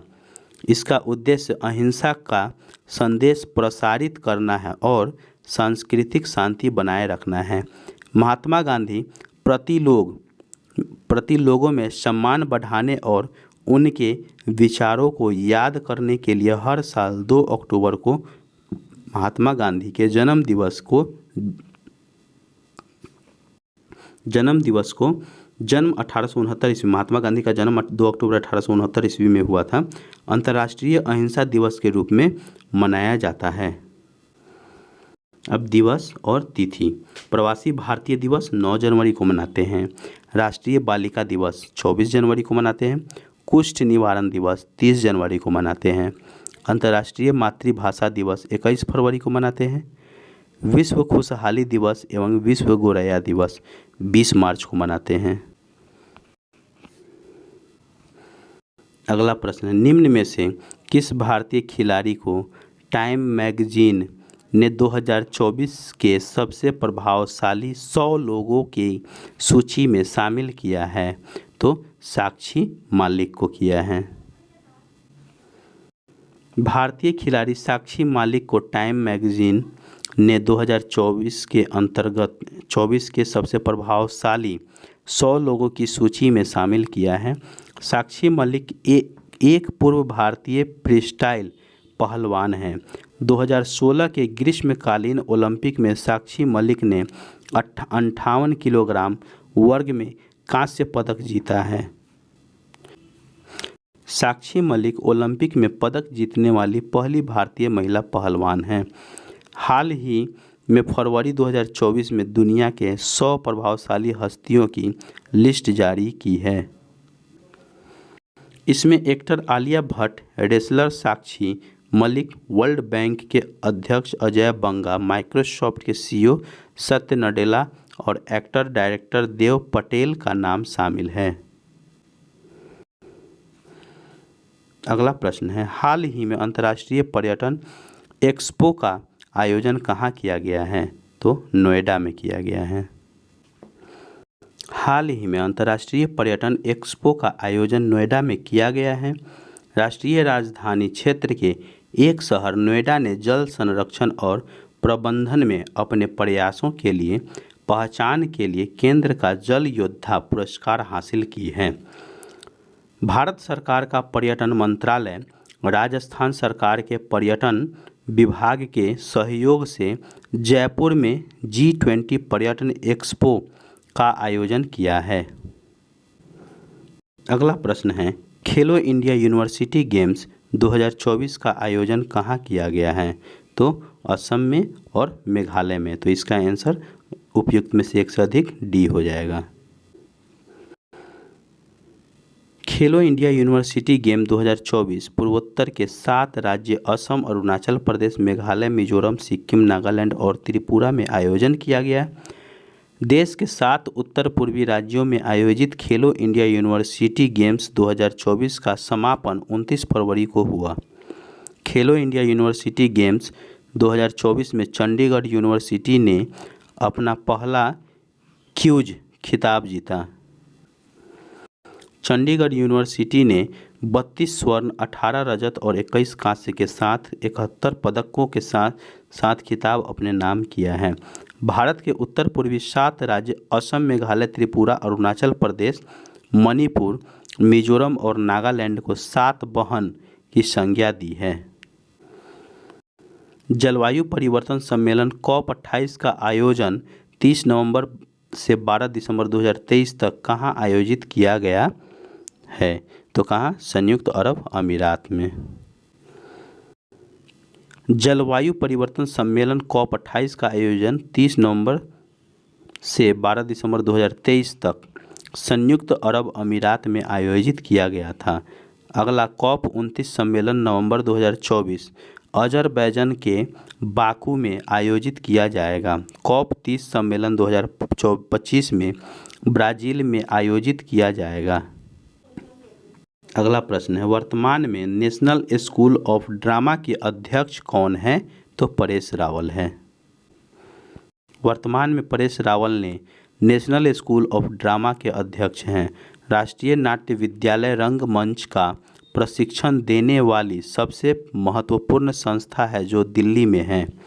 इसकी स्थापना संगीत नाटक अकादमी ने 1959 ईस्वी में की थी। मीठे पानी की सबसे अधिक मात्रा कहाँ पाई जाती है? तो ध्रुवीय बर्फ़ों में पाई जाती है। मीठे पानी की सबसे अधिक मात्रा ध्रुवीय बर्फ़ों में पाई जाती है। पूरे पृथ्वी पर सबसे अधिक मात्रा में मीठा पानी 2.5% की मात्रा में पाया जाता है। पूरे पृथ्वी पर 71% की मात्रा में पानी पाया जाता है। इस जल का 97.5% कठोर जल एवं 2.5% मीठा जल पाया जाता है। जल की कठोरता का मुख्य कारण कैल्शियम और मैग्नीशियम के लवण का घुला होना है। जल की अस्थायी कठोरता को उबाल कर दूर किया जा सकता है। जल की अस्थायी कठोरता आयन विनिमय विधि द्वारा दूर किया जाता है। अगला प्रश्न है, समुद्र के पानी के अलवणीकरण के लिए इस्तेमाल किए जाने वाले तकनीकों में से कौन सा है? तो आसवन है। क्या है? आसवन। समुद्र के पानी के अलवणीकरणीय के लिए आसवन विधि का प्रयोग करते हैं। इस विधि द्वारा समुद्र जल में मौजूद अधिक मात्रा में लवण तथा खनिजों को बाहर निकाल दिया जाता है। जब किसी द्रव्य में घुलनशील ठोस अशुद्धि उपस्थित रहते हैं तो उसे गर्म किया जाता है, जिससे द्रव्य वाष्पित होता है तथा वाष्पित द्रव्य को अन्य बर्तनों में संघनित कर एकत्रित कर लिया जाता है। ऐसे मिश्रण जिनके संघटकों के क्वथनांकों में कम से कम अंतर होता है, उसका पृथक्करण करने के लिए मिश्रण का प्रभाजी आसवन करते हैं। भाप आसवन विधि से उन कार्बनिक पदार्थों का शुद्धिकरण किया जाता है जो कि जल में अविलीय होता है। किसी विलयन को धीरे धीरे ठंडा करके ठोस अवस्था में बदलने की प्रक्रिया को रवाकरण कहते हैं। रवाकरण विधि द्वारा ठोस अकार्बनिक पदार्थों के मिश्रणों के अवयवों या संघटकों का पृथक्करण किया जाता है। अगला प्रश्न है, पर्माकल्चर किसका पर्याय है? तो किसका पर्याय है पर्माकल्चर? तो ये पारिस्थितिकी कृषि का पर्याय है। पर्माकल्चर पारिस्थितिकी कृषि है। सिल्वीकल्चर के अंतर्गत वन के वृक्षों तथा उनके उत्पादों के संवर्धन का अध्ययन किया जाता है। पोमोलॉजी में फलों का अध्ययन किया जाता है। पेलिनोलॉजी में पराग कणों का अध्ययन किया जाता है। फाइकोलॉजी में शैवालों का अध्ययन करते हैं। फार्मेकोलॉजी में औषधि पादपों का अध्ययन करते हैं। अगला प्रश्न है, पर्यावरण का पहला संयुक्त राष्ट्र सम्मेलन कहाँ आयोजित था? तो स्टॉकहोम में आयोजित था। पर्यावरण का पहला संयुक्त राष्ट्र सम्मेलन स्टॉकहोम में आयोजित किया गया था। यह सम्मेलन 1972 ईस्वी में हुआ था।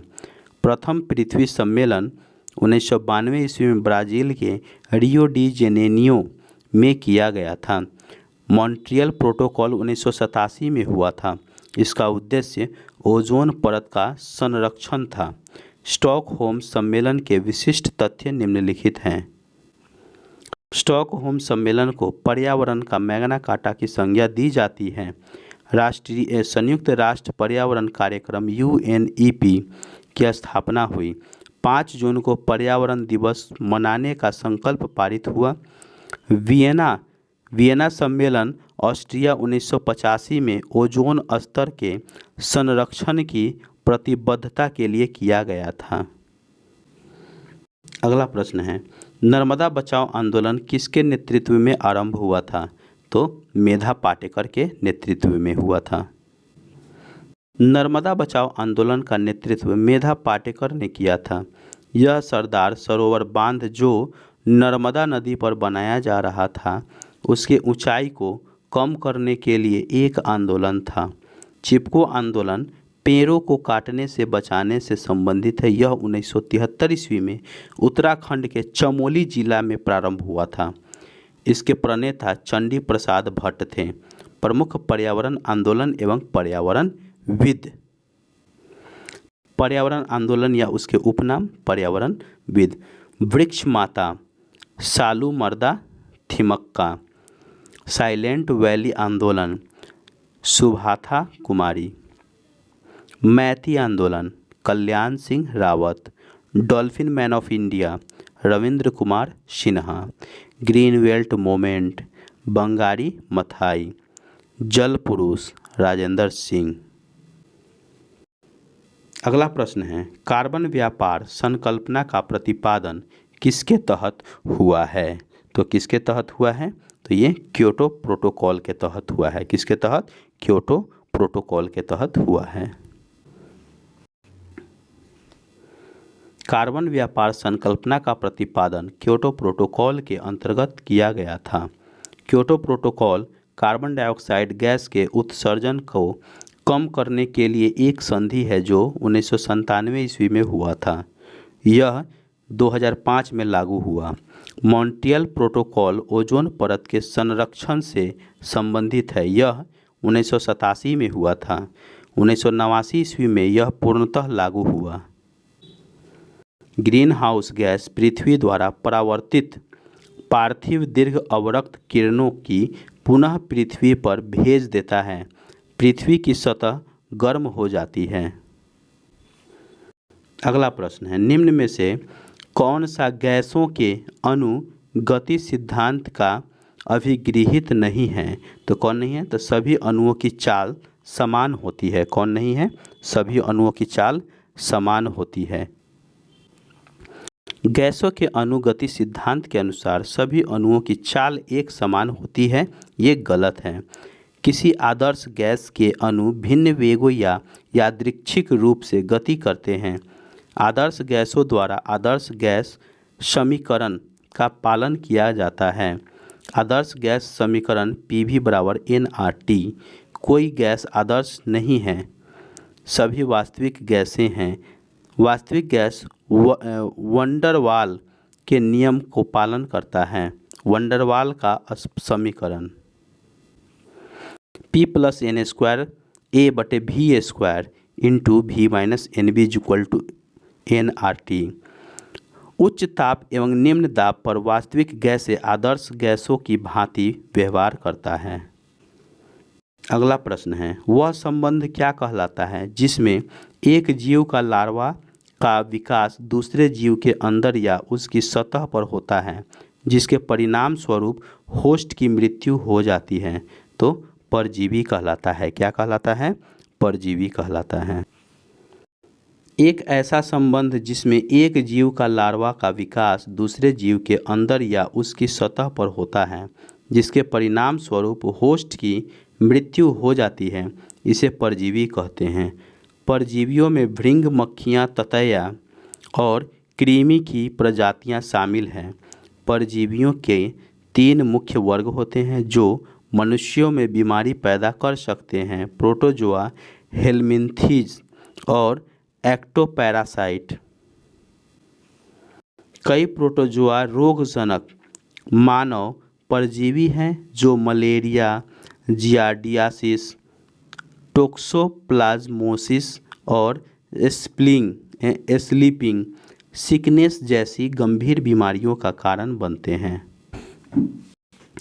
अगला प्रश्न है, किसी तनी हुई डोरी में अनुप्रस्थ तरंग के चाल क्या होती है? तो तनाव के वर्ग मूल के अनुक्रमानुपाती होता है। किसके? मूल के अनुक्रमानुपाती होता है। किसी तनी हुई डोरी पर अनुप्रस्थ तरंग की चाल है कैसा? तो तनाव के वर्गमूल का अनुक्रमानुपाती होता है। ध्वनि अनुदैर्ध्य तरंग है। ध्वनि की चाल सबसे अधिक ठोस में होता है। ध्वनि निर्वात में गमन नहीं करता है। गैसों में ध्वनि की चाल